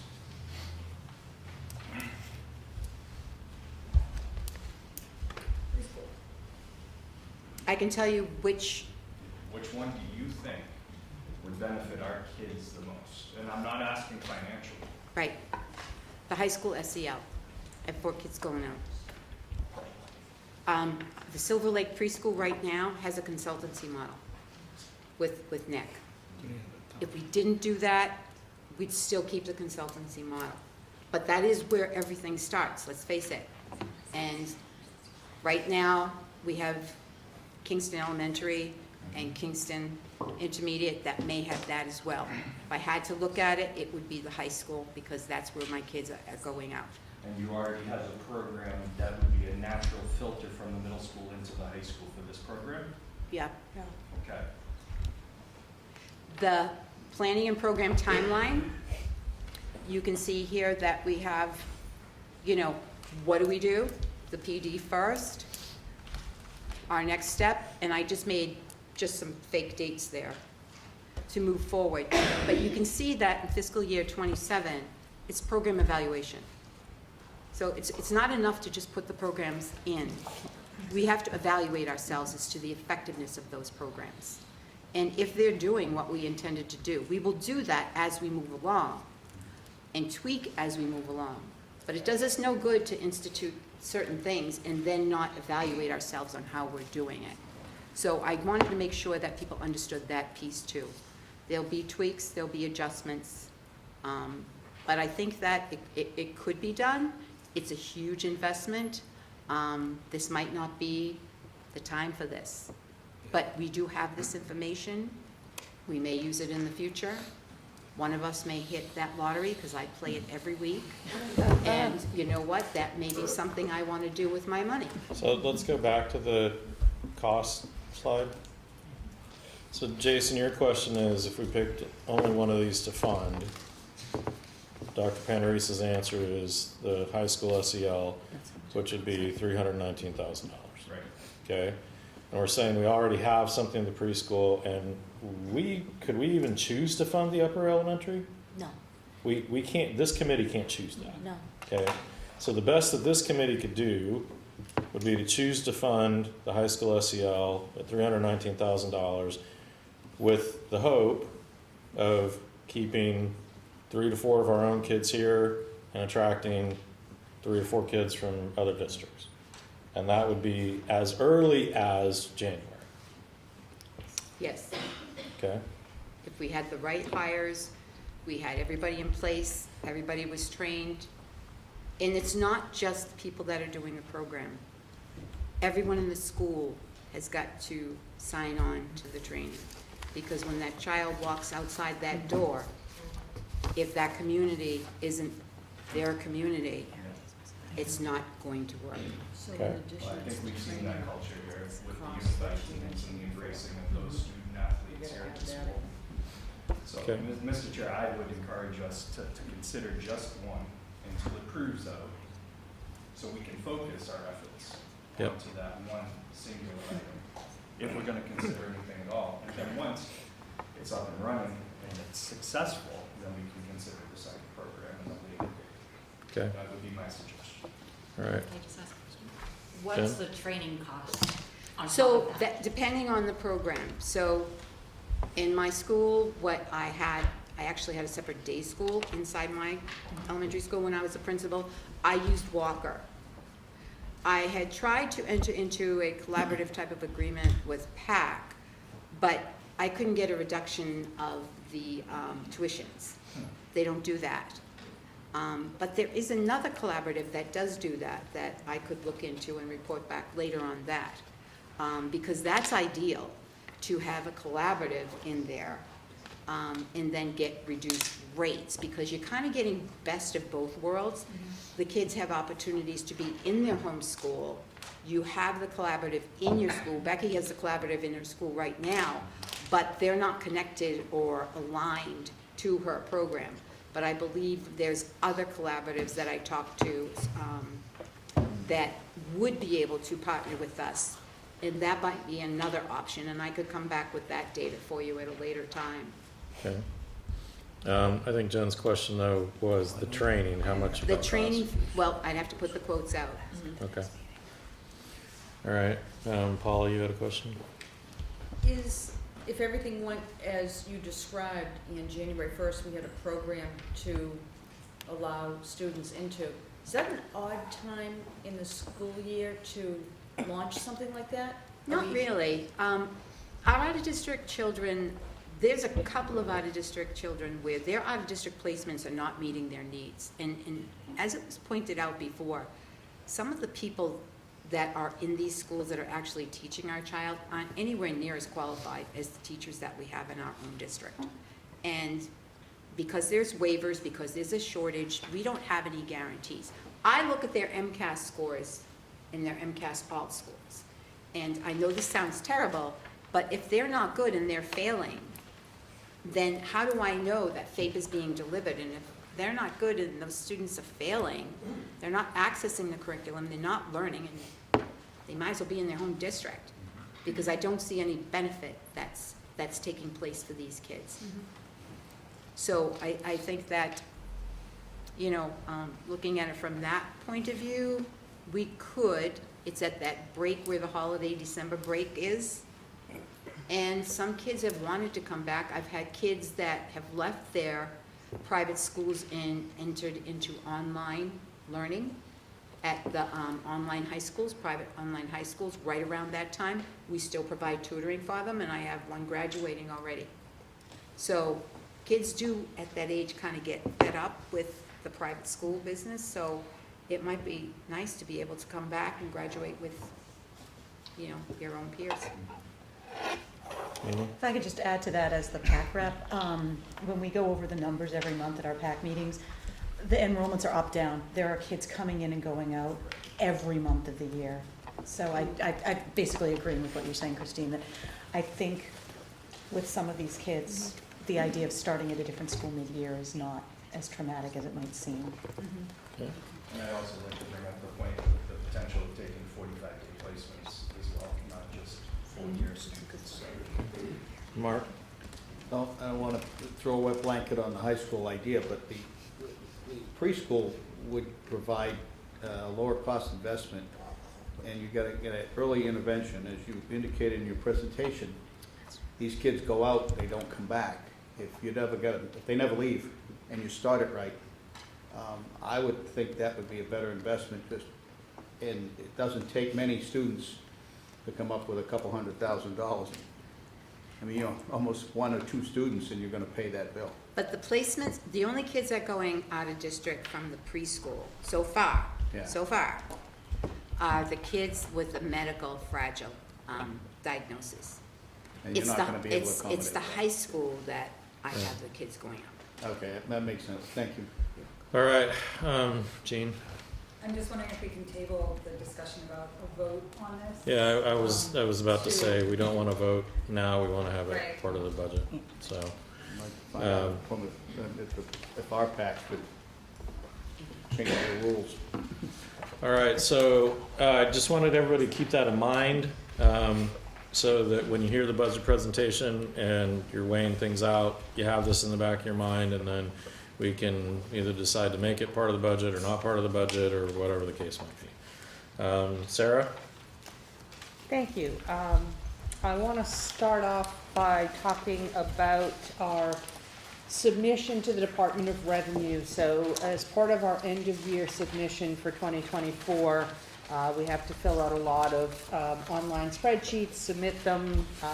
We submitted our data to the Department of Revenue at the end of December and heard back from them in February, and we had to do some revisions and resubmit. We met with Department of Revenue on Monday, resubmitted on Wednesday, and so what I want to talk to you about is our unaudited, undesignated fund balance. So this is what we have presented to the Department of Revenue, and then I looked on the website at all the different things that we provide them, and there's nowhere on the website that I can get a hint of what magic they do when they then turn around and say, okay, this is what your E&D is. So what I will tell you is our beginning undesignated fund balance from last year was approximately 1.9 million, of which 1.5 million was certified as E&D.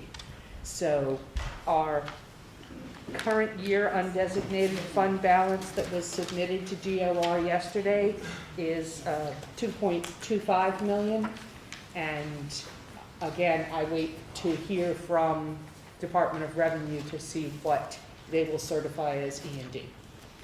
So there is something in your packet on this, if you want to pull that up. It's got what Sarah's describing, and if you want to ask questions now, because obviously having E&D in play for the budget is significant. So Just, is that number, was it limited last year on how much we can have in E&D, or is it based on a percentage, or was it? E&D is a percentage of your operating budget, 5% of your total operating budget. And if you remember, our operating budget increased significantly last year because of the restructuring. So we should anticipate a slight increase to match that increase if they were going to certify all of it. Yes. Seeing you're in excess of it. Thank you. Mr. Chair, through you to the chair of SAFER, do you have an anticipated dollar figure you need for your capital plan for FY26? Wish you came to our meeting. No. You I'll probably let prefer Sarah, where I was. But. I'll let Sarah cover that, because I think she's got it. The short answer is we have a building study that was done evaluating all the things we need to fix. Now, I won't get into the details or the magnitude of what was highlighted, but without that information, which we received yesterday, they weren't able to put together a comparable number. I indicated that it would be no less, in my opinion, than what it was 2 years ago. Because last year we took a substantial bath on reducing that to be able to help fund the budget with that E&D funding. So I think if we continue to not make our investment in these buildings, we are going to be substantially behind the curve. So that was just my personal opinion. What was your investment 2 years ago? $500,000. think capital plan, if I recall. I don't have the exact number from me. Okay, so round number, I would Safer's say- probably looking at $750,000 to $500,000 in capital expenses for next year. Right. Right? 750 would be great. All right, thank you. Any other questions? So the preliminary facility study that we presented had, was missing the school administration building and the wastewater treatment plant, and and it was divided up into 3 categories: immediate needs, need to be taken care of within, a year or so, and then medium-term needs and long-term needs up to, things that can be kicked down the road for 10 years. And the scope 1 items were just the middle school and high school, not including the water treatment plant, were at $5.8 million. Right. So if we're looking at a number like that, we need to bond. We're not gonna pay for it through E&D. Right. So, Nope. no. So 750 for E&D for FY '26. That's, For Safer, potentially. it's not gonna be what it was last year. We No, can't no, do- understood. Just trying to get a round number. Thank you. Mr. Chair? Hold on, Jean was, Jean, I was just gonna ask, because you mentioned it in January, we have 2 more years on debt repayment, is that correct for our district? half of it comes off in May. the and the middle other half- school will come off in May of 2026 and the high school in May of 2027. And that's currently about $1.5 million a year, is that correct? Yes. Thank you. Maybe it's not maintained. Good. And just to confirm, the cap on E&D balance is 5% of budget? Okay. Okay. Jason? So I just want to, I have every intention of the world to use E&D to help the operating budget again this year. I understand the fiscal cliffs that this can produce, but seeing that E&D could potentially be fully replenished this year, I want to understand how it kind of got back to fully replenished and see if that is replicable in future years or if this is an anomaly. I feel like this is a refund on my taxes. I'm thrilled by the number, but I'm concerned about whether or not we can do this again and again. Right, Right. Yeah, when we talk about sustainability. right. Right. So there were 3 main contributing factors to the E&D. One of them was the turnback at the end of the year last year from Silver Lake, unspent money out of the operating budget that went back, and that was somewhere in my notes that's probably sitting on my desk, but it was around $350,000. We had about $127,000 in interest income and about $350,000 in revenue from the solar project.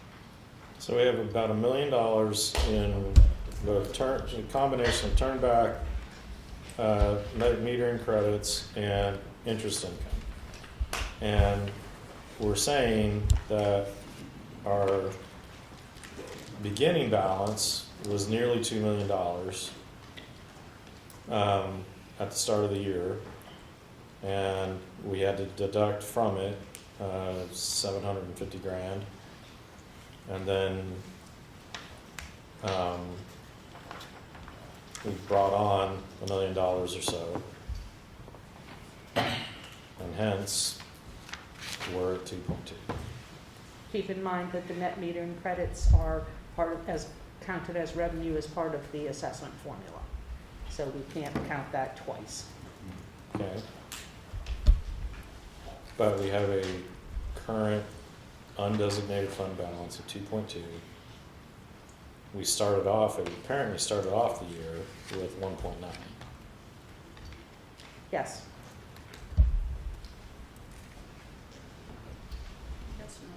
So That was, No. that was a year ago. That wasn't the start of the fiscal year. It was in February of last year, we were at 1.9, and this year we're at 2.2. And we used 750 toward our budget. and then essentially got that back and more this year. So I think Jason's question is something along the lines of, let's pretend that we use $1.2 million. What's the likelihood that approximately $1 million is going to show up again and pump us back up to about $2 million in E&D? That's That's essentially a my question. question. I would say pretty good, Yeah, well, but it's a gamble. listen, I've been on the committee for a long time with Paul and Mark and a few of you have been here for a few years with us. Some people in the room know what I'm about to say. Yeah. We've been funding the building envelope program in this district for 10 years now at $500,000 to $750,000 per year. And every year I've been told, oh, you're not going to have the money to do it next year. But we end up having it through what just was described as some of the money that's left over at the end of the year. If we don't whittle our budget down to the bone every single year, sometimes we do have a little bit of money in lines at the end of the year. From a $40 million budget, having about $300,000 left at the end of the year is not as much as it might sound, right? The net metering deal, Joe Chaves, thank you very much, right? $400,000 a year, a little bit here, a little bit there. I know that Sarah did some excellent work and found some money that we were paying twice on, and we recouped about $300,000 for E&D last year from as well. I can't sit in the room and not consider using this money again this year to avoid everything we've just been talking about. And maybe we don't have to be aggressive as 1.2. Maybe we can leave a little money in the can in case we need it for an emergency. Maybe we can fund capital a little bit higher to try and offset some of the things that are coming down the road. But I really want us to lean into these unconventional methods yet again this year to keep our school whole. And to add to that, there's a middle school anticipated revenue source of that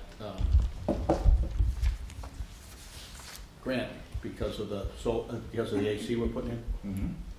So there's some money that we should anticipate next year, but we have to install it. Rebate, that's the word. Sarah, you raised your hand?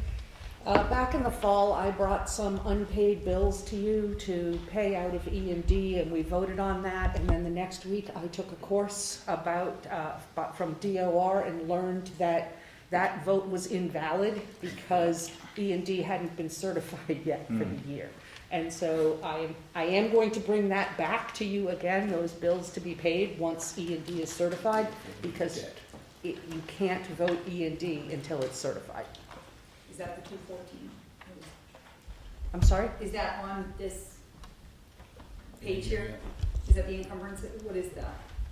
Is that, has that not been subtracted yet from E&D because we haven't? I don't know what E&D is because, as I said earlier, there's nothing that I can find on the DOR website that's going to give me an indication of what they're going to come back at us with. Right, Sarah, but the amounts you just said we have to revote, are they in the amount, the total that we are talking about spending right now? You have an undesignated $2.24 million. Yes, they are part of that. Okay, so what is the, what So is the it's total? not 2.24 million, it's 2 million. No, it's not that big of an amount. Hang on, let me pull up. Yeah, if last year was undesignated at 1.9 and 1.5 got certified, we can anticipate that the number will be lesser than the 2.25 million. So we need to know what number we have potentially in play here. Yes, Yeah. I understand that. Yeah. And I'm not gonna know what E&D is until the DOR sends us the letter. Right, so in theory, let's say that the number that we talked about, 2.25 million, let's in theory say that gets certified. Is that what we're looking to get certified? I guess my bottom line. She submitted 2.25 to the DOR. Okay. That's what she submitted to be certified. Okay, so now the bills we need to pay and vote again. $3,427.38. So the immaterials. That's 300,000. I thought it was something bigger too. Oh, no. Okay. Okay. So, So Gordon, just want to dovetail, I guess, on what Jason said. Jason, I am in the same mindset as you. I've been on these committees for nearly 2 decades now, and Silver Lake's the only one with E&D. Obviously, Halifax Elementary doesn't have it. I caution us, and I don't think, I'm on board with you, Jason, because I don't think we have a lot of choice. But I caution us, and this is always the mindset of an operating budget. You spend that budget. You don't spend monies that are not perpetual. We're not guaranteed E&D is perpetual. We don't know what we're looking at next year. So we're potentially kicking the can down the road again. We have a sustainability issue here. John Creed used to say it. It's been coming, and it's here now. I'm sorry, Jason, just 1 second. Yeah, no problem. I'm fully in your mindset. I just caution us that we're really band-aiding the problem for this 1 year. In lack of state funding mandates, and where is the millionaire tax money that was for education? Guys, we haven't seen a dime of it, but all of these things are out of our control in the immediate future. So I just caution us that we might get another fiscal year out of this, and then we're going to be hanging off that cliff again next year. Jason? I appreciate you being on board with the idea. I would argue back, though, respectfully, Paula, that it's not a sustainability issue. If you and I have both seen this replenish itself, and we've been able to use $750,000 a year out of it for over a decade. I am cognizant of the fact that this could evaporate someday, and next year might be the year where it doesn't manifest. Which is why I would encourage us to pull on all the other little levers we can first, and then only use as much of E&D as we have to use in order to make this budget work for our towns. You know, I could not live with myself knowing that we had $2 million in the bank and we're cutting programs and we're cutting staff. I don't think that was the intent of anybody on this committee or the administration. I think that the administration had to give us the options, knowing the fiscal realities our towns were facing. None of us wanted Tier 2 and Tier 3 to be realized. And we're desperately clawing for ways to try and make sure they don't actually happen. And we think we have a solution to the problem. But it's going to take a little bit of time. We need a firm number from the Department of Revenue, and we need to put our collective heads together to pull in those little levers to get us even closer to the number. Last year I predicted that we would have a year where we could be close to zero. I was wrong at Silver Lake, and it's largely due, in fact, to things that have already been mentioned during the meeting so far this evening. I was correct about the bounce back of the elementary budgets. So if we can give some relief to the towns for the elementary budgets to be satisfied, I am happy to kick the can for 1 more year to give us 12 more months to plan for FY27. Jane? And then just to reiterate again, if we only use, and I don't mean only as if 1.2 is not more than half this money, it's about 60%, I believe, but if we were to use that 1.2 and then had another year where we have any money left to put back into it at the end of the year, then we do potentially have enough to carry us if we're in this situation next year prior to letting the debt fall off the year following. So that's $1.5 million that's going to be available for revenue 2 years down the road. Taking away from our capital plan, though, because we've saved the town's money by funding our own capital not improvements, maintenance. It is on, right. So, Agreed. Again, though, for long-term stability of that capital plan, I would argue that we need to get away from using E&D to fund capital, and we need to bond it up. I agree. We need to come up with a nice plan. We have the beginning, an excellent plan here of how to take care of the facilities here. And we also need to lean into MSBA funding for any reimbursement that the state will give us for any of the projects that qualify. And hopefully there will be some, and federal tax credits that we can be reimbursed for as well. I mean, there's a lot to investigate, but the problem right now is how do we keep those late buses going for students who need academic support, whose parents are working and can't get them home from school? How do we keep our athletics going and our extracurriculars going? How do we meet the needs of all of our students to the best of our ability so they can all achieve at their highest ability? All right. Can I just ask one question? Do we know between now and a year from when we're gonna be sitting here in the same position again, what kickbacks and what stuff that will be coming into us as far as seeing a profit come in? Like what was Not the middle easily, no. school No, not ends in- easily. So what is difficult to predict is, like Jason pointed out, if you underspend your line items a little bit, it's nickels and dimes, but it can add up to $300,000. You can't project that in the budget.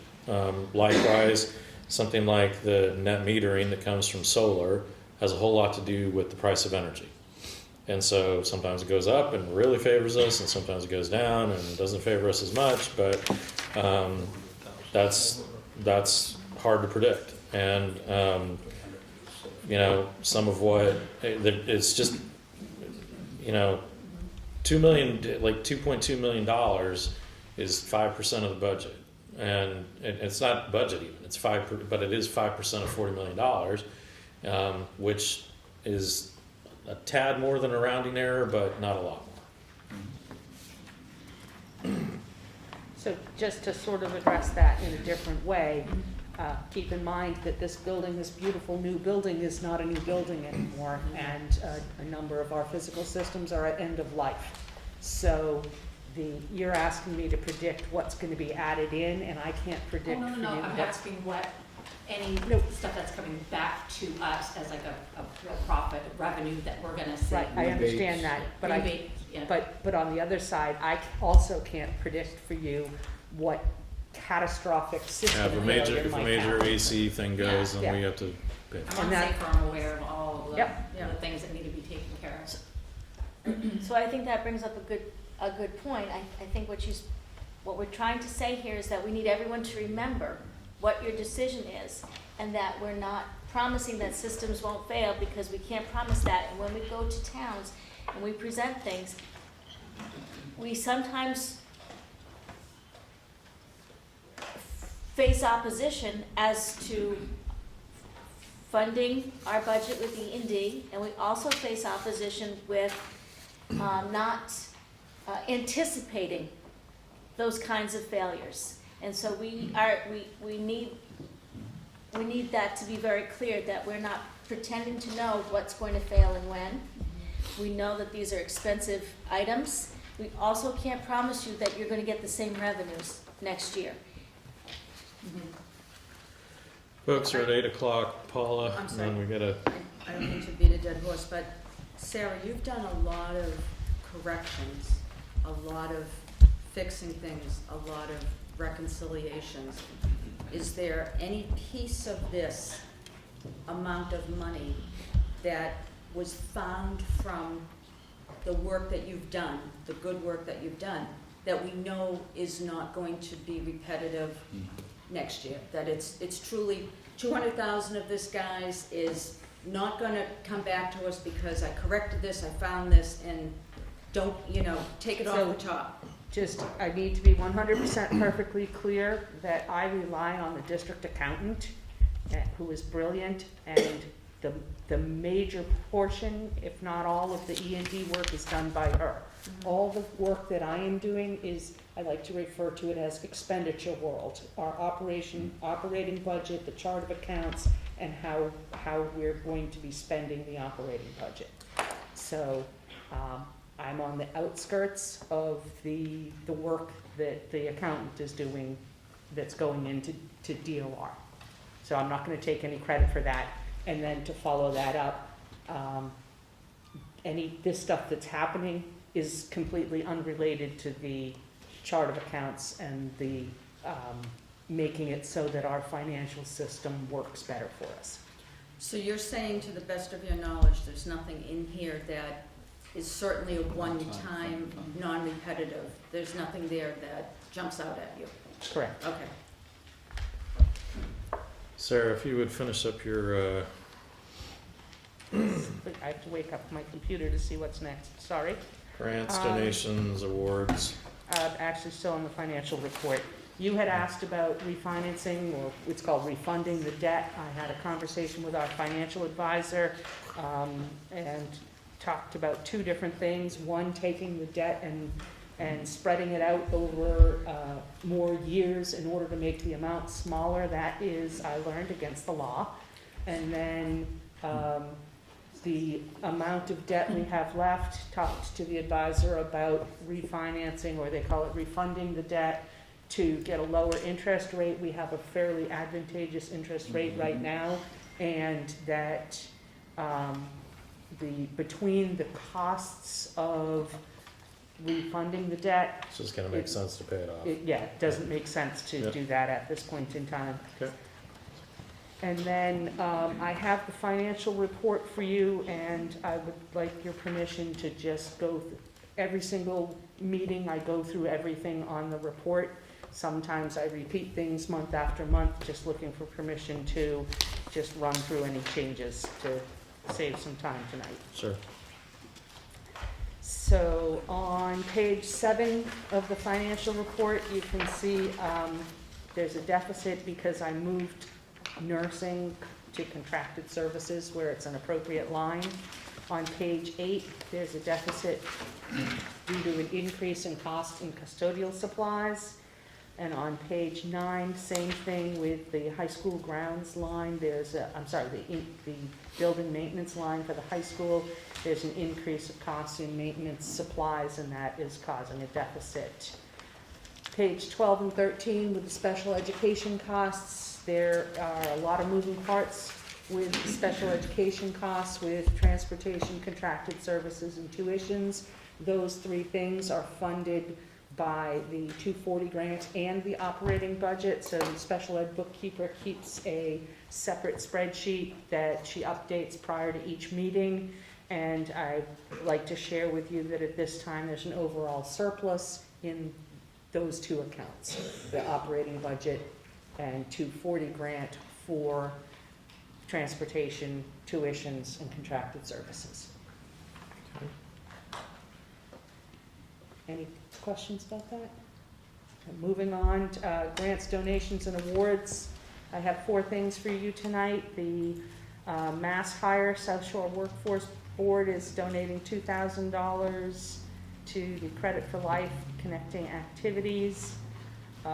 There's $5,600 from the 1-8 Foundation, which is for the Applied Learning Leadership Discovery Program. The Peter R. Marsh Foundation wrote a check for $1,810 to the middle school for music education expenses. And we received an emergency assistance shelter grant, shelter fund reimbursement from the Department of Elementary and Secondary Education for $150,936.71. That is a total of $160,346.71. Motion to accept the grants is listed by our Director of Finance. Second. We all want. Any further discussion? Seeing none, all in favor? Aye. Mr. Chair. Yep. I'd just like to note here for the first time in Silver Lake, we got the 240 grant approved. Extraordinary amount of $500,000. We took on a lot of special ed costs, and it's no small feat to get grants approved. I know it's kind of perfunctory, but it's a lot of paperwork. Just appreciate the effort that was put into that. Thank you.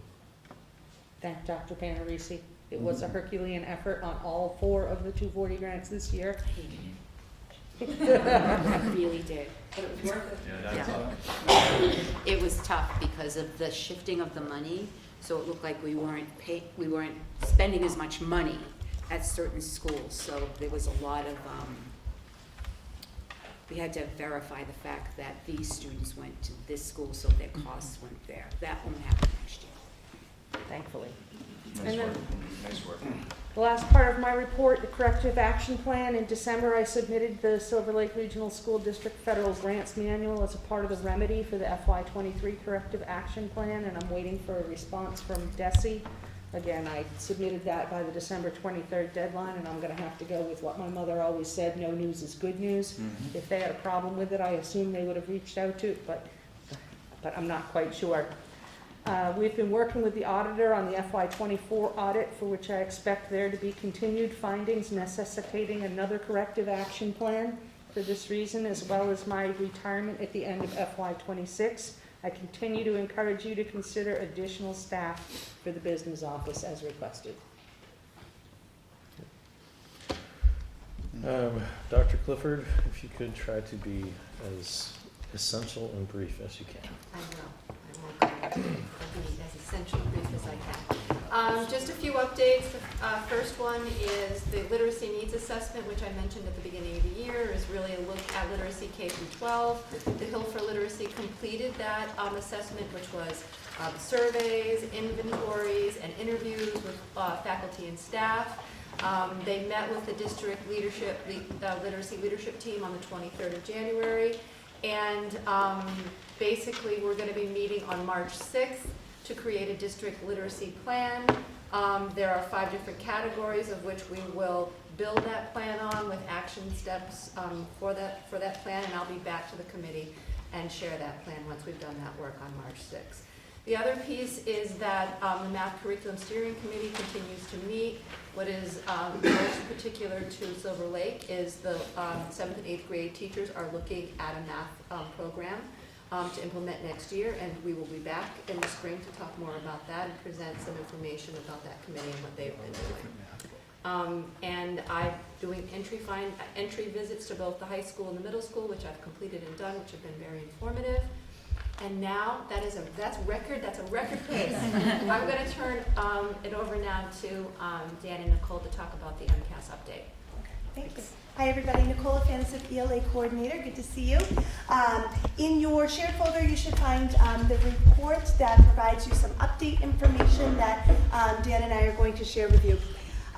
Starting just this December, for the first time, we expanded our STAR assessments through 10th grade in both reading and math. Prior to December, after elementary school, where the students are regularly assessed using STAR, we only had STAR reading in grades 7th and 8th. So this was a big change, and our teachers and our students were excellent at helping us to be able to do that. STAR assessments do provide us with foundational and screening information that's really important for us as we make instructional decisions and as we look to sort of tailor to our student needs. So we have some data that we shared. We took a look at some cohort data, and Dan will kind of talk you through what that looks like. Yeah, so the data that we are sharing with you is sorted by grade level cohorts, and so each graph that's in your file has 4 vertical bars. The 2 on the left are math data, the 2 on the right are ELA data, and it's a comparison of the most recent administration of MCAS that cohort took against what's called a Consolidated State Performance Report, which is provided by STAR to determine student performance outlook for the MCAS, and that's based on the most recent STAR administration in December. So it's a side-by-side comparison of math scores on both instruments and then ELA scores for the same cohort. So you'll see that as you go through. We can see that for our 7th, 8th, 9th, and then 10th graders. Of course, we did make the note that for the 10th graders, the side-by-side comparison would be their 8th grade MCAS. That would have been their most recent MCAS. Again, we think that these assessments are important to us as another tool that we use in addition to our common assessments, in addition to formative and summative assessments that are given by teachers, and as we, as departments, look to check for curricular alignment, to take a look at where we're seeing levels of success versus levels of need toward each of the standards that are assessed by STAR. We're going to continue to use this information to help us to plan instruction. We'll continue to do so to help us identify students who need more support, as well as to adjust instruction as needed. Our next screening is planned for March for, again, that would be in both reading and math. Excellent. Thank you. All right, Dr. Pruitt, I think you're up. Okay, I have one item in the folder tonight that highlights students leaving the district using school choice. I'm happy to report that this year it is our lowest since the 2016-2017, with a total of 17 students leaving the district using school choice. The second thing I'd like to introduce is the budget presentation for this evening. And I'd like to say that although the majority of the presentation tonight will be done by our Director of Finance and Operations, she has been asked, we have all been asked to work together to present to you a number of possible options if in fact we need to reduce the budget in order to meet the 2% goal. But that in an effort to kind of streamline the presentation, most of the presentation tonight will be presented by our Finance Director. So I'm going to turn it over to Sarah. I'm also going to ask, if possible, if we could hold questions to the end. Tonight you're also going to see the assessments, and so some of the questions that you may have may actually get answered as we go along. Thank you, Dr. Pruitt. The school committee asked us for a 2% increase over the Silver Lake Regional School District budget for FY26. A 2% increase on the FY25 budget would be $40,464,440. The Silver Lake Regional School District level service budget for FY26 is $44,767,859. That number is different from what we presented in January because Principal Gill and I did some work with the requests from the athletic department and the athletic revolving account. We put some costs that were previously in the athletic revolving account back in the athletic revolving account, and that is the change that you see there. After deducting anticipated grants and revolving totaling $3,186,000, there's a difference of $1,017,419 to be addressed. The total budget is an increase of 12.6%. This is an increase of $4,998,800 more than last year. Payroll and benefits are 66% of the budget. Health insurance is expected to increase, and I've budgeted to increase at 8%. We have 2 known retirements at this time. The estimated savings of $128,431 have already been factored into the budget that we are seeing. This is your slide. So we wanted to take a look at the out-of-district tuition cost comparisons between fiscal year 25 and fiscal year 26. Remembering that the 6th grade students coming up that are out of district are going to be in grade 7 next year, so the cost of their transportation and tuitions are going to filter over into the middle school. When I broke it down for the preschool, the middle school, and the high school, you can see that where the differences are with the total tuition difference just for tuition is $1,112,824, with approximately $503,655 of that cost being for the grade 6 students transferring up to grade 7. The next slide. This looks at the transportation, and this is the one that I get nervous and I get really upset about because it's so much money. But if we look at the differences between fiscal year 25 and fiscal year 26 with a 3% increase, which is what the state allows us and which we should do because that's what our vendors are charging us, the difference is $347,979. And the cost for the 6 students that are coming up from the elementary, bless you, to grade 7 account for $216,607 of that money. So now we look at the funding buckets that we have for special education. We know about the circuit breaker at 75%, and we're estimating that at $2.5 million. We are not estimating the extraordinary relief because we don't know if we're going to get that or not. So it's best to not count on that and then have to tear it out later. The fiscal year 240 grant is going to be $495,000, and because we put our grants in now by each district, the equitable prop share amount for every district has increased. So there is a decrease in that amount there. And then the 262 grant, which goes over to the early childhood, is usually around $27,000. So the main drivers for the increase in costs for Silver Lake, the increase in salaries attributes to $1,388,629. Increase in special education out of district, a little bit over $1 million.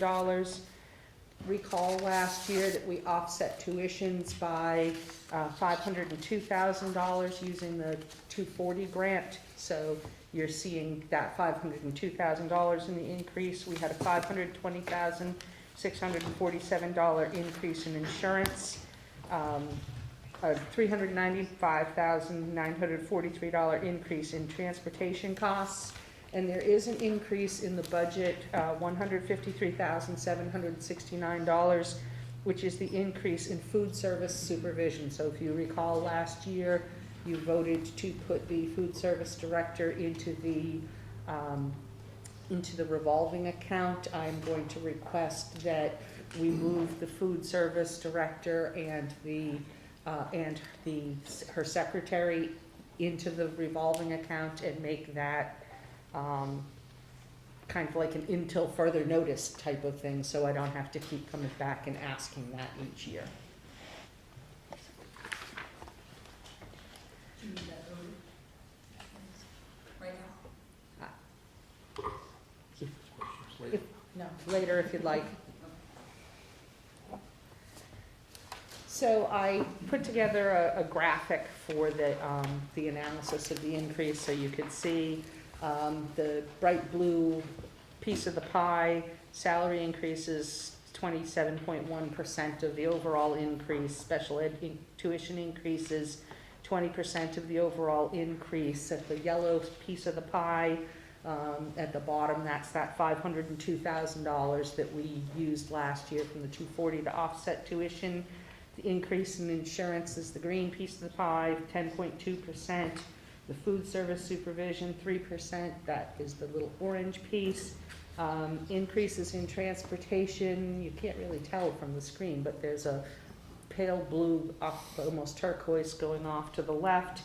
And then I put that last piece, which is 22% of the increase, is just due to various things. So cost of toilet paper went up, the cost of paper towels went up, cost of utilities went up, the inspection certificates for the elevators, that's all of those things, the everything else that aren't the big buckets.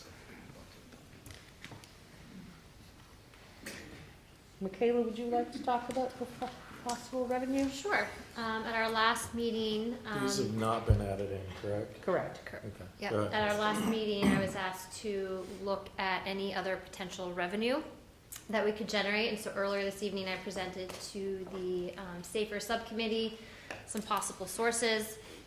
The first one that I presented that was not really endorsed or supported or a fan favorite was potentially adding an activity fee for students who participate in clubs where there's a staff stipend to help offset the cost there.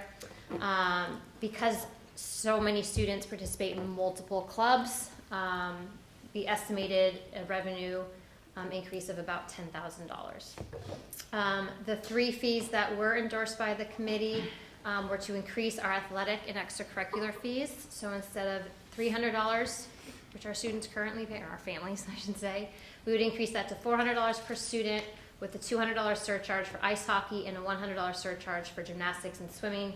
These are sports that require the use of renting off-site facilities, which would yield more than $50,000 in extra revenue. We also discussed increasing the annual parking fee, which has not increased in at least 15 years, from $50 to $100 for a total yield of $28,500, which would be an additional $14,000 each year. Again, these would be costs that could offset maintenance costs to repair the parking lot, repaint the lines, fixing potholes, seal coating, signage, things of that nature. And then we also discussed proposing increasing our preschool tuition. This is for the preschool that is housed in our CTE program, not the Silver Lake Integrated Preschool. Tuition for the 2-day class is currently $660. We're recommending we increase it to $1,300 for the year. And our 3-day class would increase from $760 to $1,600 for the year, still the best deal in town. It matches market prices, if not beats them all, and aligns with the Silver Lake integrated preschool prices. And that would yield an additional $23,680 to again help offset some of those costs. What's the total of that? About 90 grand. About 90 grand. Okay. All right. Small. So the number of students in private schools is at 70, I believe, if my eyes are still working and my contacts are correct. It's been pretty stable since 2021. And the next slide is our charter school enrollment, which has increased by 3 overall.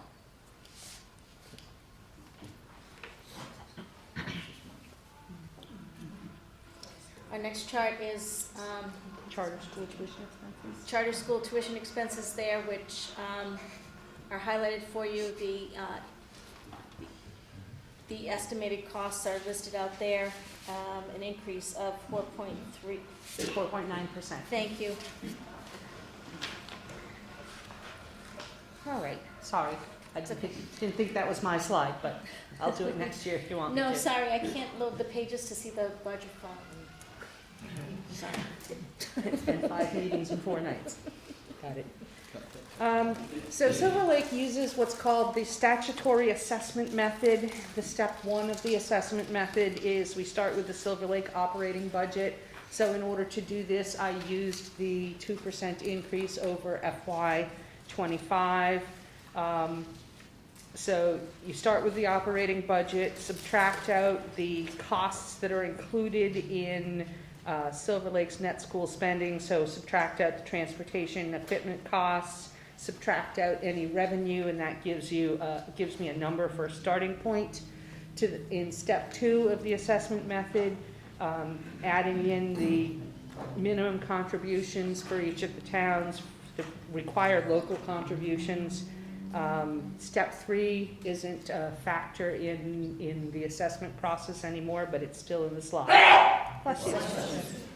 Step 4 gives us the amount to be assessed after the minimum contribution. Step 5 gives the net transportation assessment, so that's where the non-net school spending amounts are added back in. In step 6, there's an assessment for the equipment. Step 7 is debt service assessment. And step 8, when you add up steps 2 through 6, that gives us the operating assessment,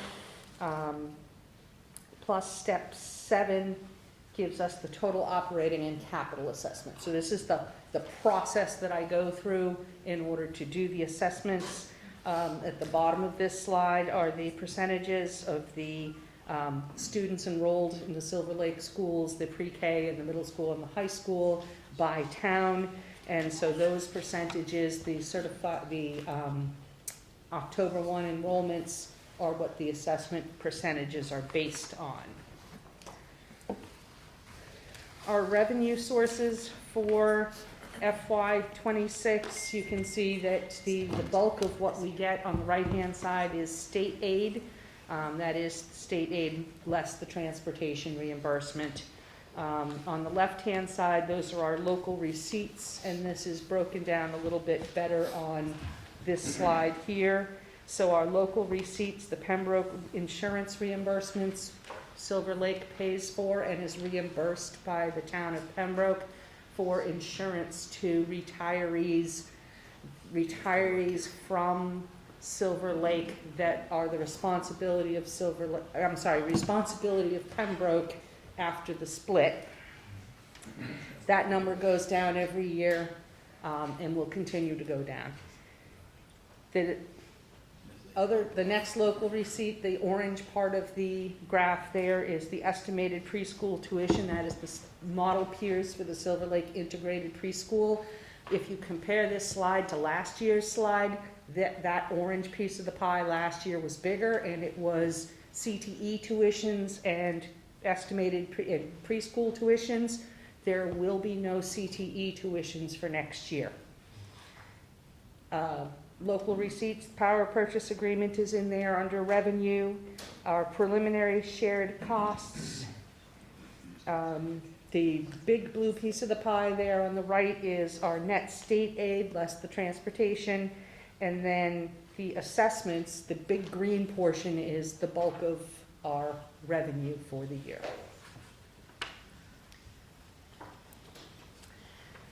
So our preliminary FY26 assessment based on the current versions of the budget,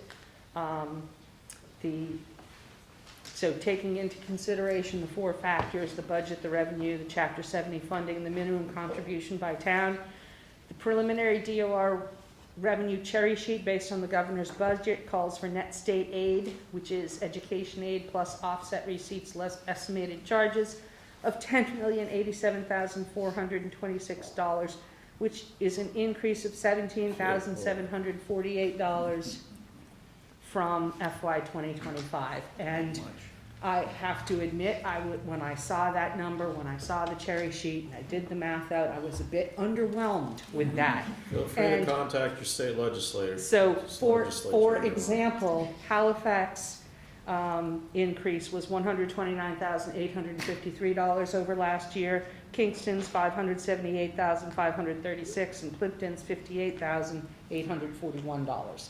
So when I look at the big picture of things, I think, okay, well, at least it was an increase, so that's good news. That represents an increase of 0.17%. Thanks for that. Wow. That's amazing. 1/6 of 1%. So then the next piece of this slide is the minimum contribution amount. So the $16,840,436 based on the governor's budget is an increase of $797,722 over the FY25 minimum contribution. So one of the things that that happens with regional schools is we get directed from Department of Education, this is what each town is responsible for in order to make, to provide an adequate education for the children. So that's the bottom of that slide. So that brings me into my, the assessment components. So what I am going to tell you is this slide is different. That left-hand column on the, if you look in the school committee folder, there is the presentation, and then there's an updated presentation because the numbers, I had the FY24 numbers on the left-hand side, and as I was making my notes for the meeting, it made no sense, and I fixed the slide. So if you refer back to that, refer to the updated transportation. And for everybody in the audience, updated presentation. For everybody in the audience, this is going to be posted on the district website tomorrow morning. So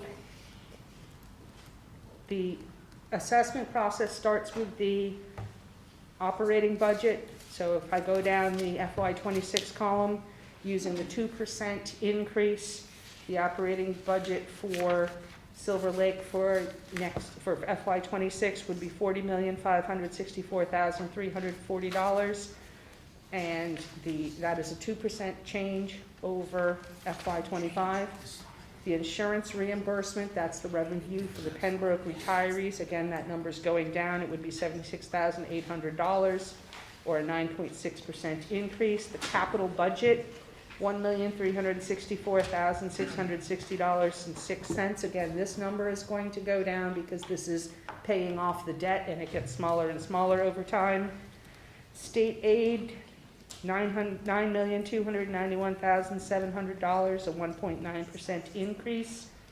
Transportation aid, $795,726, a 2.2% increase. This slide says CTE and pre-K tuitions, but this is just the pre-K tuitions because there is no longer students from out of district attending our CTE program as of next September. So that is a decrease of 51.6%. Shared costs, which are included in the budget but have not been voted on, Anticipated $1,659,115. That's a 37.8% increase. And I level funded the power purchase agreement revenue at $400,000. So that is a 0% increase.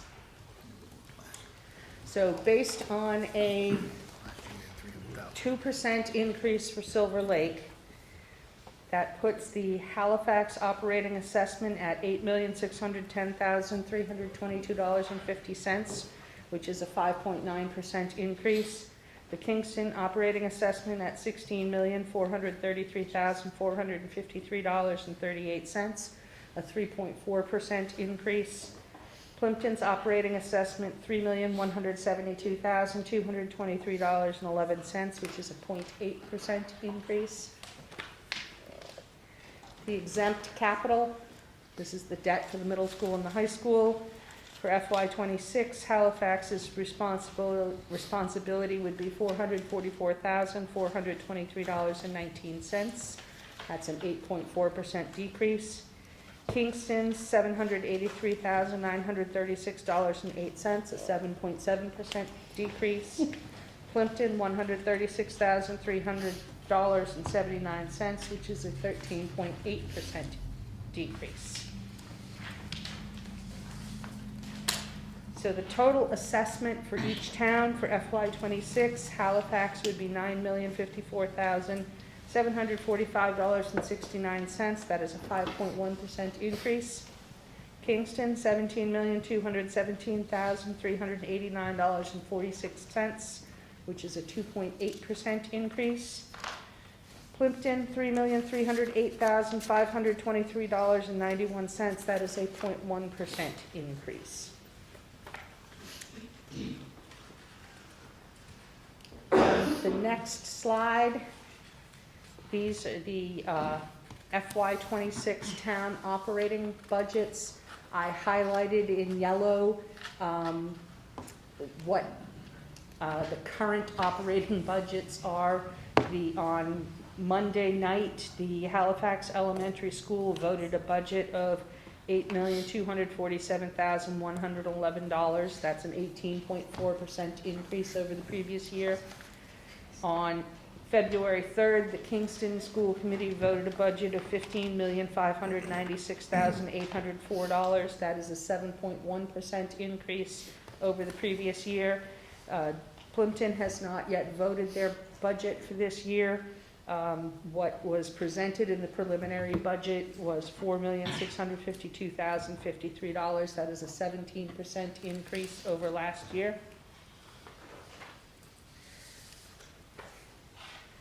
And the next slide is what I refer to as the total cost of education. This is the elementary budget plus the assessment.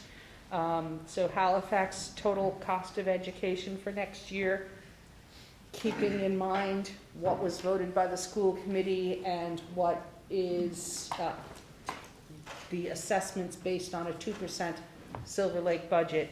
Halifax total cost of education would be $17,301,856. $17,301,856.69, which is an 11% increase over FY25. Kingston's $32,814,193.46, which is a 4.8% increase over FY25.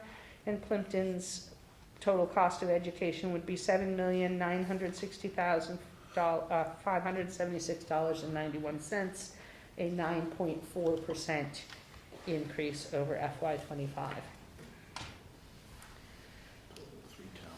So keeping in mind that the assessment process, the preliminary assessments are based on the direction of the school committee to produce a Silver Lake budget with a 2% increase over FY25.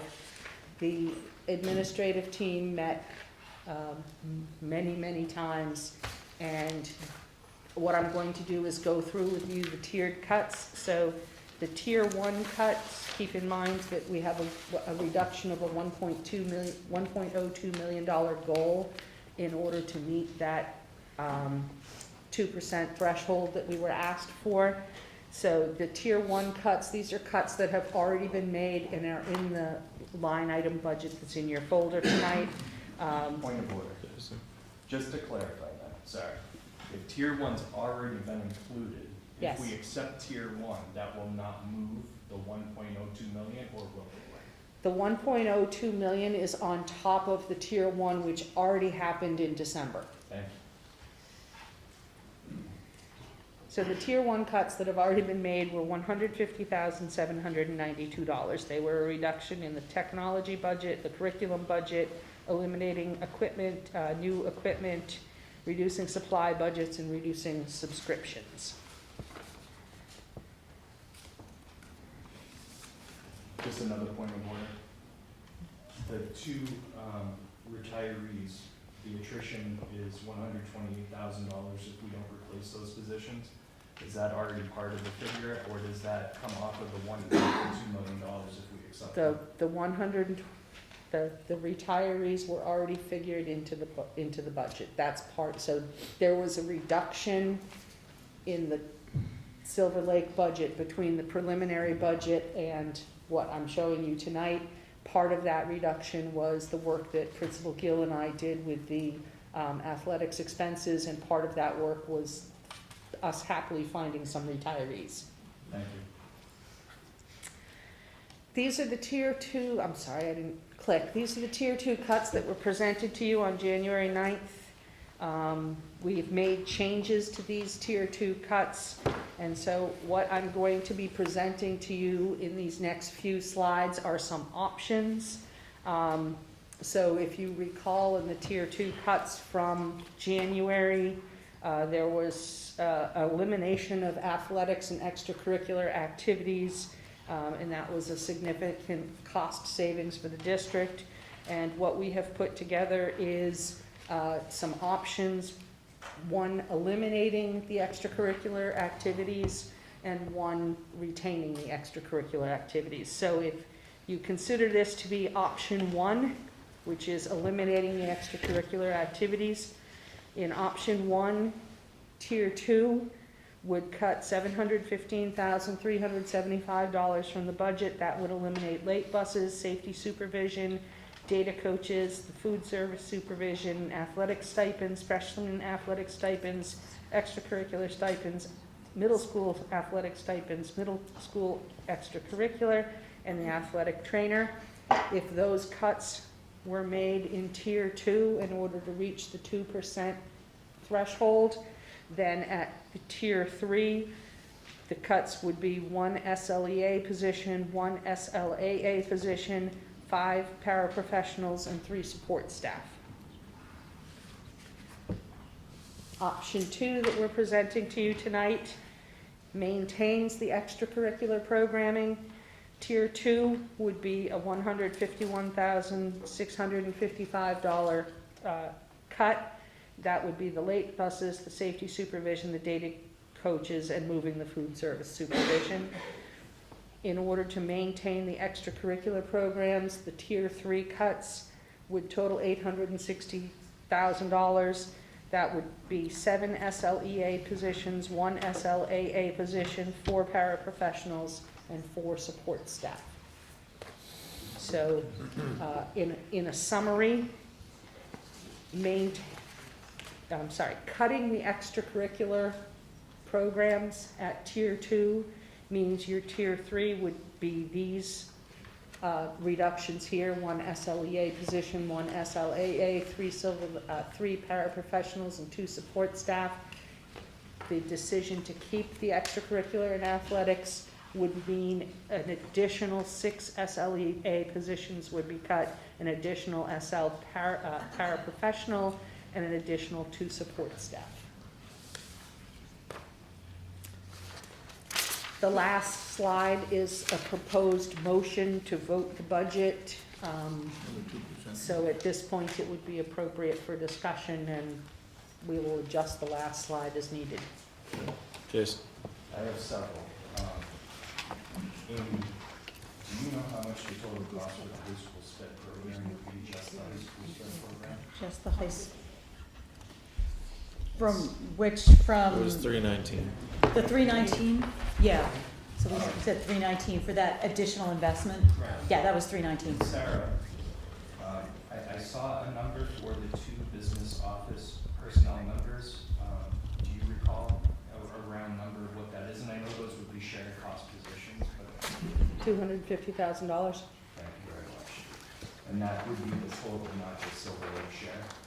That would be the total. Okay. All right. So can we go back to circuit breaker, please? I had one other clarifying question. You said that there was the food service needed to move into the revolving account. Would that reduce this 154,000? Yes. Okay, so if we vote to move food service and keep it in the revolving account, that takes 154,000 off the budget. Likewise, if we vote to increase all the fees, that increases our income $92,000. What's that? 87, okay, sorry. So, just being clear on what those numbers are. Okay, go ahead, Jason. So I'd like to go back to the beginning where we indicated that circuit breaker was $2.5 million. Yeah, so let's talk about circuit breaker.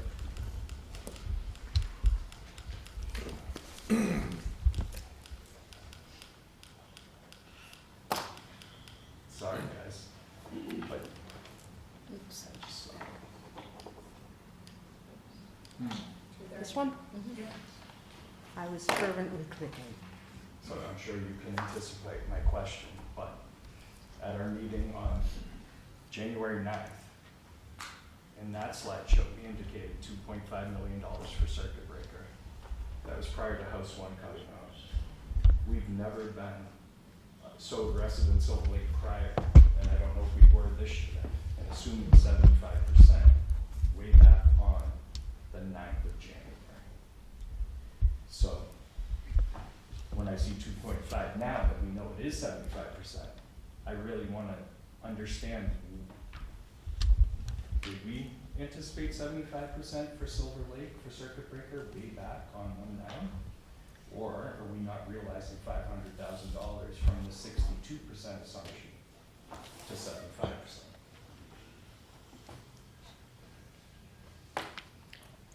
Our understanding, Yeah, I just need to get, we need to talk this out because it makes no sense to me. our understanding is that we are under the impression that we went to the 75% because we knew how difficult this budget was going to be. All right. But if I'm incorrect, I would ask the special education director to correct me. There's been so many numbers and so many revisions, I so I have to understand. go by apologize, but if the, you can find yeah, I have to go by my $500,000, sheet. right. I think it's true. I think we used the 75 for a couple of reasons. Okay. Because we were anticipating that extraordinary relief, even though we didn't put it here, we felt safe with the 75, and I'm not sure if that makes sense. So, okay. Which brought us to the 1498. So we were rolling extraordinary relief into regular circuit breaker? No, we weren't rolling it in. I think we felt comfortable saying we're gonna take the 75% because it's likely we're gonna get the extraordinary relief. So for Silver Lake, I think we did use the 75%. Okay. There were 2 figures, and one was $1.8 million, the other one was 1.4, rounded up to 1.5. I think I sent those out this afternoon. Those are the sheets that actually, circuit breaker sheets that we use, that my bookkeeper uses to actually claim circuit breaker. That is the tuition. And then I took the transportation, and that's a big guess too, right? And I did the 75 as well. And then there was the money that we had from $500,000, I believe, from last year that we used that somehow factored in there, and I'm not an accountant. I can come up with numbers that I can give you as far as transportation and Are you referring to The the other. 500,000 for the 240 grant? yeah. So we, I'm not. okay. Okay, you're not. So we won't even cloud Yeah, that. my confusion simply comes from Mhm. every budget I've ever done on the elementary side and Silver Lake side, in the time I've been on committee. We've never gone to 75% with our preliminary budgets before House 1 or House 2 comes up the governor's budget, because There's been many years where the governor doesn't give us 75%. It's not until we get to the Senate Ways and Means Committee we finally get to it. And some years we don't even get the 75%. So I wanted to make sure that our numbers are as clear as they can be, because we've already used a couple of the levers, right, to get us down to the $1.02 million. And I was hoping potentially there would be more in the circuit breaker number here at Silver Lake. So that's where my confusion and questions come from. I appreciate all of you guys trying to explain it to me today in my emails to you.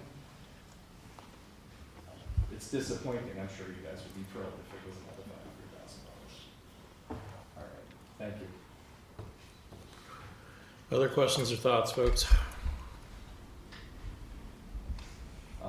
I have a question for the SAFER subcommittee. Why did you not accept the $10,000 in activities fees if we always have the precedent of waivers for kids who are facing economic challenges? Well, there was some discussion, and we felt that the activity fees that we have, having kids involved in activities, especially if we were going to get the rest of the stresses within the school, was a small number, and we felt that having kids feel that they should be able to volunteer. Primarily, we were trying to offset, the initiative was to offset those that have stipends for, so you'd have those kids paying, and then you'd have some that don't have, correct, don't have a stipend facilitator that would, in fact, be still able to go free. So you're discriminating against particular programs that because they have a stipend. And in able to get into the weeds, we didn't feel comfortable doing that. That's enough to explain it to me. I appreciate having some insight into the decision-making process. 10 grand will not go the budget. Amy? I think Paula was Okay, first. sorry, Paul. I just want to make one comment, and Jason touched upon it a little bit in some of the math he's calculating down there, and Sarah brought it up. I don't know how much longer we can ignore the understaffed situation we have in the accounting area. We're going to be doing another corrective action plan again this coming year, and at some point, you know, the state's going to ask us, why do you continue to give us corrective action plans and not take the corrective actions? So I just want to say, in a very tight budget scenario, I think we really need to give some serious thought to increasing the staff in her area. Which is in the budget now. It's our budget. Shared fund. It is not, Does because not. that's an ad. Yeah, that was the 250 she mentioned. So about 125 that would. Yes. Amy? So just to go back to the user fee, both as a mom and as a teacher in a district that has the two-tiered program, we have non-stipended clubs, we have stipended clubs. Everybody paying a fee. I advise one stipended and one unstipended club. Everybody going in understands the user fee is helping to offset the stipends, especially given the waiver process. I don't think anybody feels discriminated.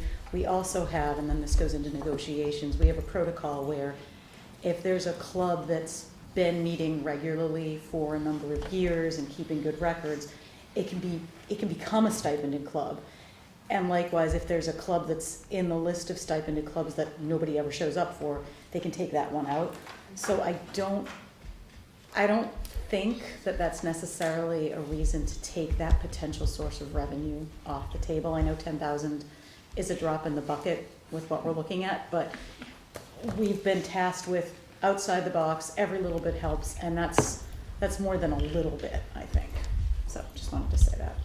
And then Jason, when we were going through what numbers to use, we had to look at some comps, local, what they're also paying, but also I wanted to make sure that we also kept a cap on what families are paying, so that there isn't, you know, we're not trying to say that this is gonna be for every sport, you know, there's still gonna be a cap on there.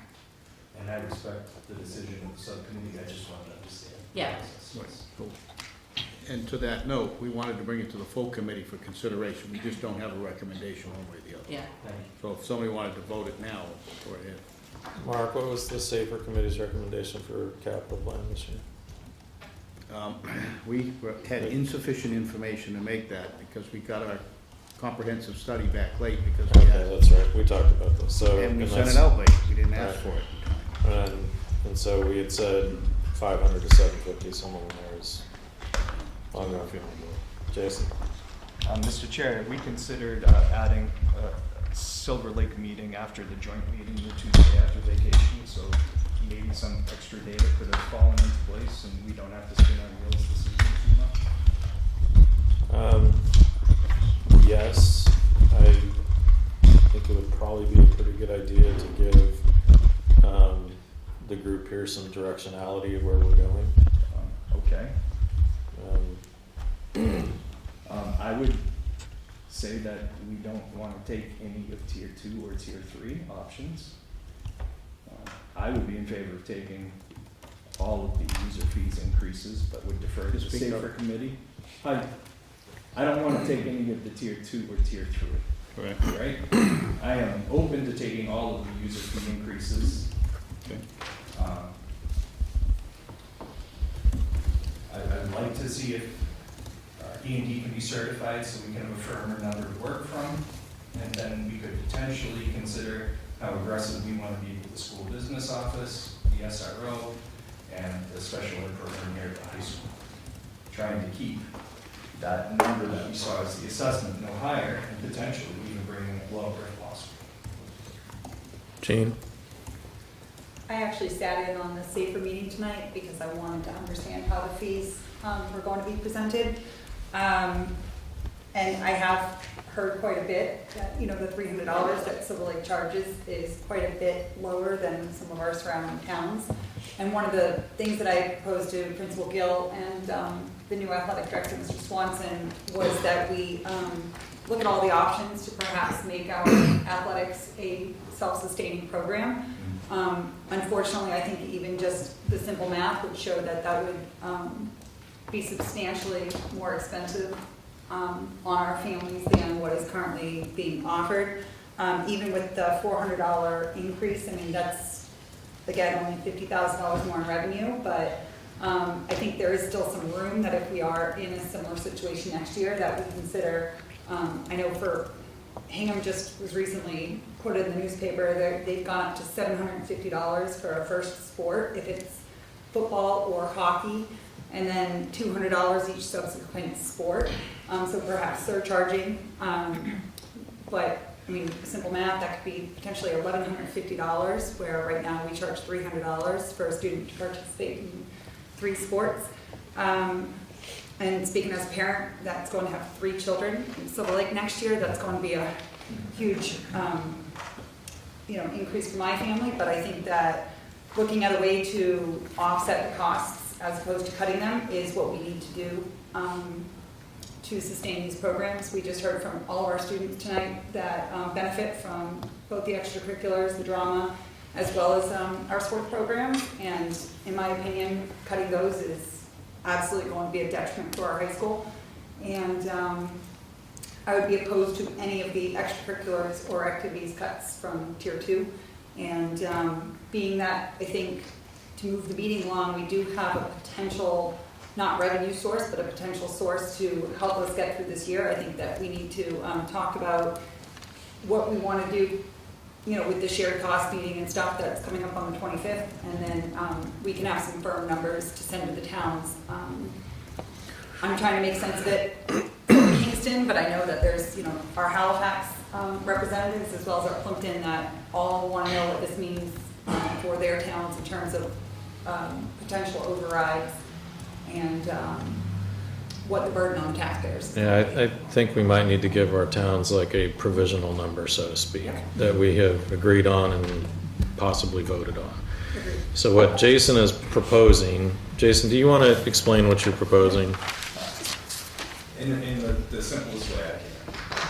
I'm proposing that the number that was presented tonight by Sarah for the assessments for our towns, that we go no higher than that, with any offsets that we can provide through cuts, fees, or using E&D, but also would encourage us to consider seriously looking at funding the school business office positions, the SRO position, which is nominal, and consider the special ed program as well. So I think we can safely say to our towns that the assessment numbers presented today are the ceiling, and that we intend to see if we can bring those down even more with adding programs.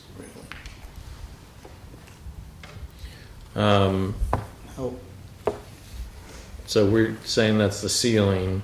Are we? So I wanted. Can we go back to the assessment number?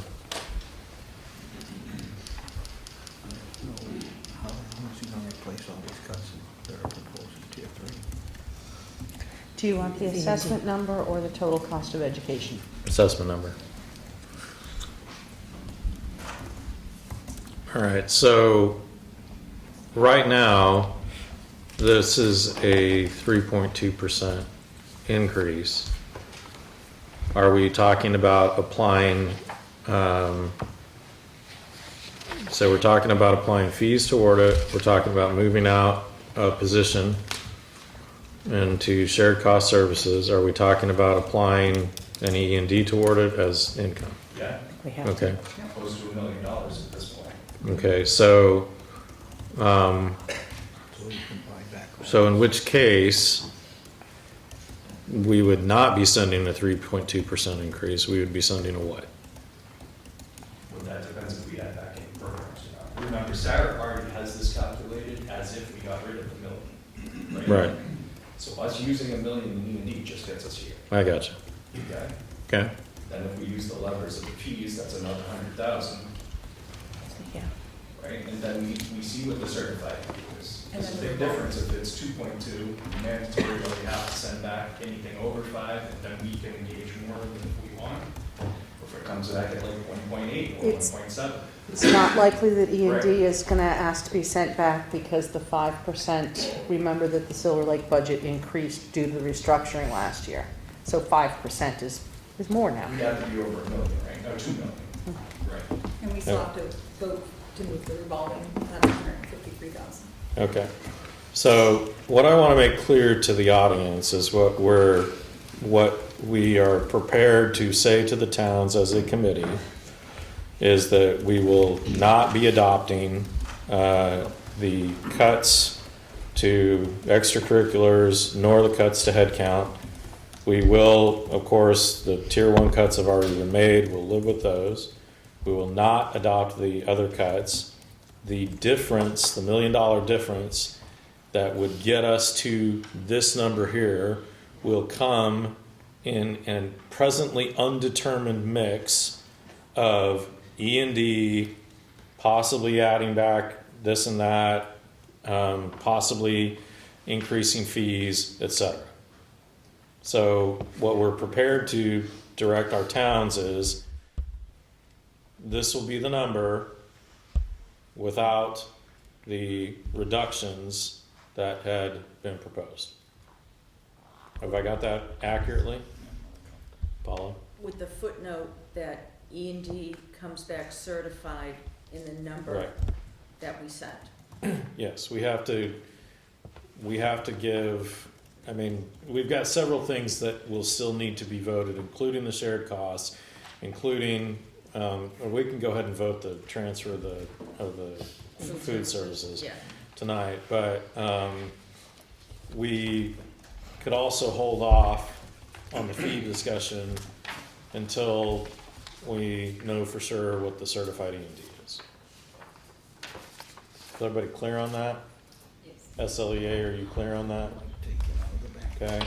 Audience, is everybody clear on that? Then the committee needs to vote that. We need to. I don't think we need to vote it formally tonight. I mean, we could sort of straw poll it. You can nod your heads if you're in favor or not. But as a number to give to the towns, what we're saying is this is the worst it's going to get. It will be no higher than this. With the ED caveat. I don't like this. Right, we need to vote that. Can I ask the clarifying question? Does this mean that the program that Dr. Anderson presented is not included? I believe. No, we would still discuss We would that. still. We would It's still not discuss included. adding one The of three them. things I want us to consider as a committee, as one guy, right? Yeah. You Yeah, guys no. would say, Yeah, this. buzz up, Jay, right? All right. About to. SRO, the school business officers, the two of them, and the special ed program for the high school. I want us to see what we can do and see if we can make it work. Or if we can get that number even lower potentially. Okay? We have to figure it out, and maybe we'll hear some feedback from our finance committees and from our select boards. We have a couple of weeks where we can get some input, but we have to. So Karen, we will need to have another meeting that will follow the joint meeting. Jill? I was gonna recommend that it follows the joint. Yeah. So we'll need to have another meeting that follows the joint meeting because we'll vote the shared costs at the joint meeting. We'll have that solidified. Hopefully we have the DOR solidified. And then I think, again, committee members, nod your heads. Is this what we're going to give as direction? I think you're one now. I just have one question. It appears that you're using the revenue from the E&D twice to offset the tier 2 and tier 3, as well as add those programs, which I support adding the programs, but you've also going to restore, which is already in the budget, the tier 2 and tier 3. These cuts are already in here. No, they're not. No, they're not. They're not. Oh, That's they're why not. I'm Okay, asking thank which you. ones are Right. already and which ones aren't. Only the tier 1 are in there. Well, and the loss of 2 positions through attrition. Yes, yes. Let's not forget. That's that, correct. All right. Yeah. So, So as of right now, these are the additional cuts to the number. So, correct. okay. There aren't positions lost. That number for the retirements replaces the 2 positions. Also, we are filtering. So there is We're savings. saving That's money. That's what I was just trying to ask. That's wonderful. That represents savings Yay. from the, Great. You read my mind. That's great. That was an awesome mistake. I followed that earlier, and then I was trying There's no to CPE skill. I was like, I don't. Eric? There's no marketing. Sorry to interrupt your meeting. No. I just wanted to say, obviously, from the town's perspectives, all 3 towns, any money that you can send back is obviously going to help us because we're all looking at problems with our own budgets, with elementary and whatnot. And you guys are doing a great job, thinking outside the box, looking at other means to try to not cut. I mean, that's amazing. But going forward, we've been talking about this forever, how we need help from the state, funding formulas aren't working. MTA came to talk to our selectmen meeting, or KTA, but they said that the MTA at the state level is trying to lobby the state with a lot of legislation to help the funding formulas. But we need to, I don't know what we need to do, but maybe if we can form more of a lobbying block between the 3 towns and the region, between selectmen, finance committee, what can we do to beat up on our reps and the governor? Wow. Would you like to give your And Jason's legislative there. report now, Jason? Yeah, I'd love to give my legislative update. Thank you, Mr. Chair. So, I've been rubbing shoulders with Mary Bork, and she's the executive director of the Mass Association of School Superintendents, and Matt Page, who's the president of MTA, relentlessly over the past 9 or 10 weeks. We do have a collective effort already underway, pressuring for long-term fixes and fixes to the FY26 budget. Obviously, Governor Healy's budget, especially here at Silver Lake, underwhelmed, to say the very least. Some of the things we're pushing for currently right now is an immediate increase of circuit breaker to 90% for tuitions. We're being happy with the 75% right now we're getting for transportation reimbursement. We're also apoplectic and continue to be so over the inflation increases of the past several years. Some of the gateway cities right now have a coalition who are pushing for immediate refund of all of the funds from Chapter 70 they have not received due to inflation over the past 4 years. There's a more moderate group that I'm a part of that's saying we need to have it at 4.5 for a series of years until we fully recoup the Chapter 7 we've lost out on. So those things are already happening. The fact that required net school spending is increasing for towns above 2.5% year in and year out is absolutely a non-starter right from the beginning. So there is a coalition already working together. The superintendents, the school committees, and the teachers' unions, I'm working with AFT also, we're in lockstep on this. There is no space between any of us on this issue. I mean, Mars is involved. I know you've been a member of Mars in the past, and so are the School Business Officials Association. We're working on it. So here's the thing that I want you to all think about. First of all, federal funding for education is not going to go away. Okay? I was with Senator Markey last week. We need to be on alert, but we don't need the alarm going off 24/7. Okay? All of Title I, IDEA, Perkins was established prior to the Department of Education. So even if the Department of Education goes away, we're not likely to lose those funding sources. I would encourage you all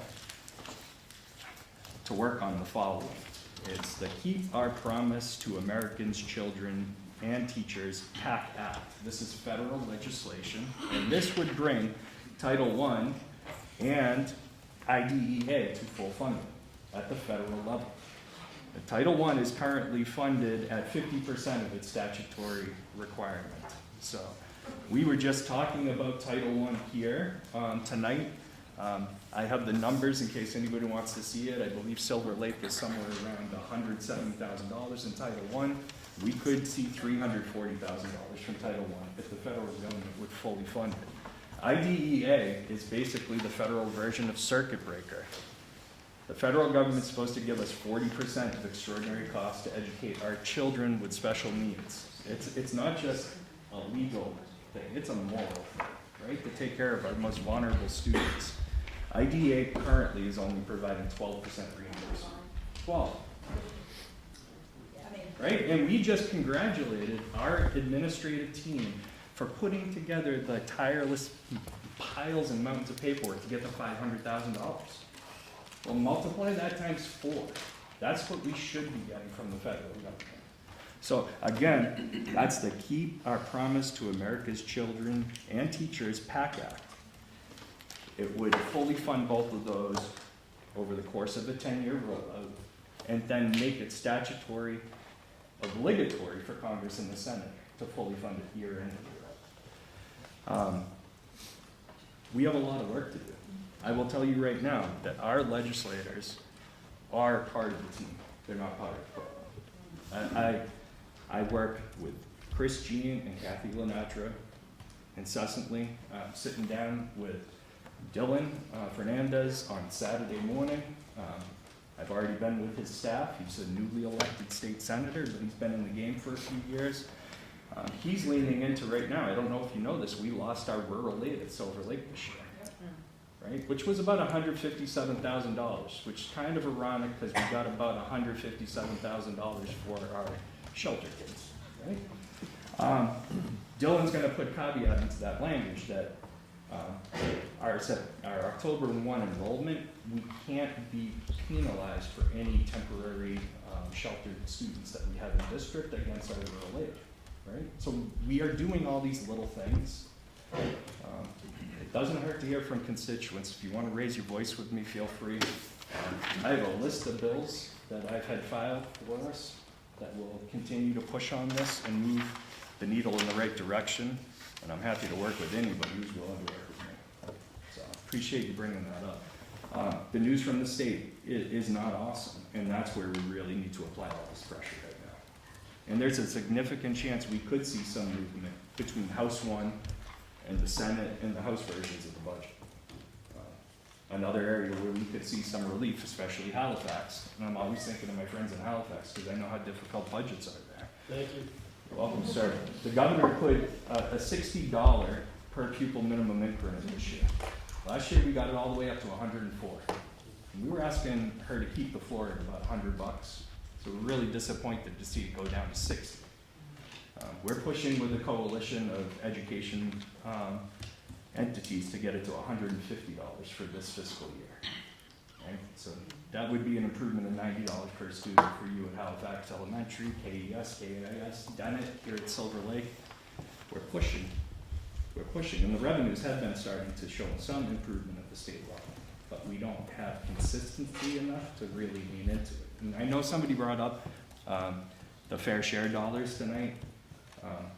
They have been applied to K-12 education. They have, right? None of our families have to worry about feeding their children breakfast or lunch anymore, right? And I don't know how big of a deal you know what it is, but as an educator who works with kids every single day, some of my kids come to school just get breakfast and lunch. And not having to have that pink slip instead of the $1.25 to hand is a game changer for the confidence that kids feel. Everyone is on a level playing ground. We also got $150 million of the Fair Share Amendment dollars put in this year to help with special ed circuit breaker costs. Additionally to that, we also put $75 million into expanding CTE. As we all know, we're going to lose our Pembroke kids because we have so many Silver Lake kids who want into CTE. We have a waiting list now, which is a wonderful problem, but it's still a problem. We need to expand capacity of our CTE program, which is something that Lucas has been trying to do for the past several years right here in this building, right? And again, with this budget, it becomes very difficult to do. So that's my legislative update. Okay. All right, so we are not going to vote the budget tonight because we are going to wait until we have a few more things solidified, but to the towns, directionally speaking, Sarah? I understand that you're not voting anything. I would like you to vote on the food service Yeah. position, and then I can update that. for the Update next that, time and we meet. then if the, and you said the retirements had not been taken out? No, they are already factored in. Okay. I will make a motion then that we move the food service director and secretary into the revolving account for the amount of $153,769. We have a second? Second. Any further discussion? Seeing none, all in favor? Aye. Mr. Chair. Do I need to vote for the keys? Yep. If I could dovetail quickly on what Jason was saying, and just to give you guys a picture of what we're facing in Halifax, we have approximately a 3.5% allotment for education this year, and as you probably saw, the educational allotment for HES was north of about 20%. If you guys are able to somehow come up, even a best case scenario with a zero contribution for Halifax at the Silver Lake level, we would take that money, put it towards HES, would still be about $900,000 short. So Halifax, in order to avoid those significant cuts, would look at an override. My fear is that if we go with this, a plan like this, and we're looking at an override the following year, I just am concerned, number of overrides are hard to pull off anyway. And if it didn't go through and we were looking at a repeat override, there would literally be nothing left to cut, and I would worry about the functionality of Halifax Elementary School. So again, I can't underscore Jason's comments enough. The rules of this game need to change and fast, because the way it's run right now, it's not working. Through you, Mr. Chair. I was with MMA on Tuesday at the Local Government Advisory Commission with Lieutenant Governor Driscoll, and it came through loud and clear from all of us that we're all broken and the state needs to step up. And we made that call last year when we saw the dramatic rise in overrides in the Commonwealth, and we had predicted that we would see an increase this year over last year, and we're already there. We are not unique, right? We are not unique. These costs are not made up numbers. It's the true inflationary pressures finally catching up with us, and it's that dramatic rise in special ed, and us being stuck with 2.5% plus local growth. Okay? Unsustainable without help from the feds and from the state, and I think we're more likely to get some help from the state before we get it from the feds. Thank you for your effort. All right, so, We'll have that separate meeting. We have a number that we can directionally give to the towns, that Sarah's gonna adjust based on the vote that we've just taken. And with that, let's try to get through quickly the rest of the agenda. SLEA, Well, that we already spoke. what's that? We already spoke, so. Okay. Thank you. Admin review. Part of the shared cost. Hmm? It'll be part of the shared cost. Okay. CTE. Okay. I've had some correspondence from a handful of people who obviously were deeply concerned about the budget, and I've explained much of what we have talked about here. We heard the legislative agents report. We, I think, have heard from negotiations and employee relations with the vote tonight. PAC. I had to miss the meeting due to a late night at work, so. Okay. Policy. I would appreciate a motion to waive the actual read of the policies. So moved. Yes. Okay. All in Just so you favor? know, the policy subcommittee met about 2 months ago, went over all of these, and we gave our input and approval. There's several members of the committee here tonight who were with me on that call. So I will then just go through and make a motion to accept as a first read policy BEDB, BHE, EFC, EFD, EHAA, EHB, GBEE, IJNDC, JICJ, KDC, KDCB, and KHB and KHC. Good job. My eyes are doing what your eyes. All right, we need a motion. We had a motion. Oh, do we Yeah, I second? did make the motion. Okay. All right, all in favor? Aye. Okay. Safer. Okay, we've touched on our fees. I don't want to beat that up again. We did touch on a couple other things, including the admin building issue that we have. We're talking about adding staff to our admin space. And we have an antiquated building. We have yet to get the expense of what is broken and what needs to be fixed in it. But we have decided to go move the admin building and our overall facilities report in the magnitude of the tens of millions of dollars that are in that. And I'll give you that as a scope, to a tri-town meeting to bring this up and discuss with the Board of Selectmen and look forward, because this is a, as Paula pointed out, a problem that involves all of our towns, not this committee, not just, but we have to come up with a capital plan, whether it's borrowing money or, you know, a bond, whatever, but we have to keep that, and we're gonna package that up. Paula's offered to assist in putting together an agenda for a tri-town meeting at a later date to address these issues specifically. So, we looked at a middle school queuing of parent pickup, which has now become a problem. It's queuing out onto Route 27 in the afternoon, particularly on Wednesdays and Fridays without late buses. We have a substantial number of parents that are providing this door-to-door service for their students. I'd like to remind everybody, we are on television, that we pay for bus seats for every single one of our students. And even though we're getting reimbursed by the state, this is an expense that's out there. And I'd like to ask the parents to please consider this drop-off and pickup as an exception. We have students that this is necessary, and I understand that, but some of our students, it's a convenience, and it would really help with the issue. We've Principal Beggy has come up with a reroute of the queuing process to accommodate more vehicles. It's well-staffed. I observed it yesterday afternoon, and it was phenomenally efficient, to my surprise. It was really well done, and I wouldn't make a lot of changes to it. We have a couple of tweak points that we suggested.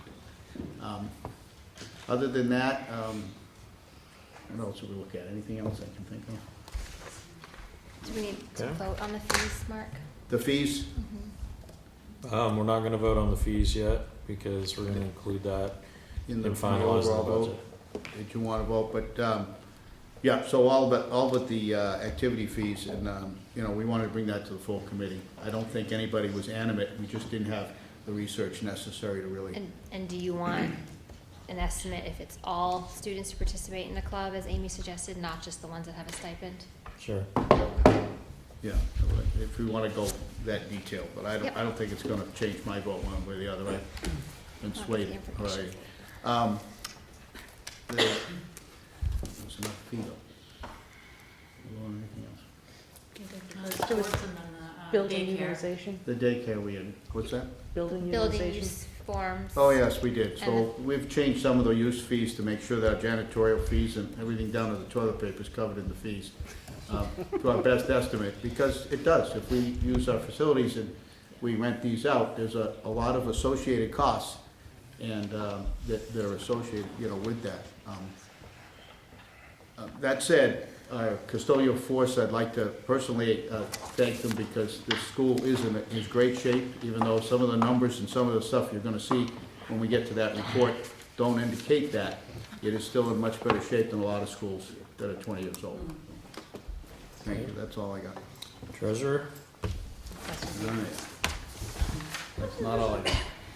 All right, we have 19 warrants for vendor warrants that have been circulated, 2 activity fees, funds, 3 payroll warrants, and let me read the accounts payable at $2,952,726.54. And the total of payroll was $2,922,714.16. Grand total of $5,875,440.70. Okay. Union 31. We have a meeting on the 25th, and I'm happy to make it a joint meeting, if you're going to call a Silver Lake one just following. We are going to be looking at all the shared cost contracts that are up, and, see you then. That's at 6 o'clock. Okay. Do we want to make that a joint meeting, or? That's- 5 o'clock, yeah. is it 5 o'clock and then 6 o'clock for Silver Yeah. Lake? Yep. Thank you. Is that gonna be in person, Gordon, or are we gonna make it online? In person. I think in person, and then, were you saying that Kingston might call? Was that what you were saying? Yeah. We just wanted to make sure. Speaking of in person, we're working on trying to get a permanency made for the option for us to do remote, because it will sunset at the end of March. That's right. Sorry. Single signature warrants. There was no single signature warrant between when we last saw each other and now. All right. I believe I need a motion for adjournment. So moved. Second. Jason. Yes. Lucas. Michael. Yes. Jean. Yes. Jen. Freshmen in the Paula. alphabet. Mark. Amy. Yes. Yes. Thank you, Gordon.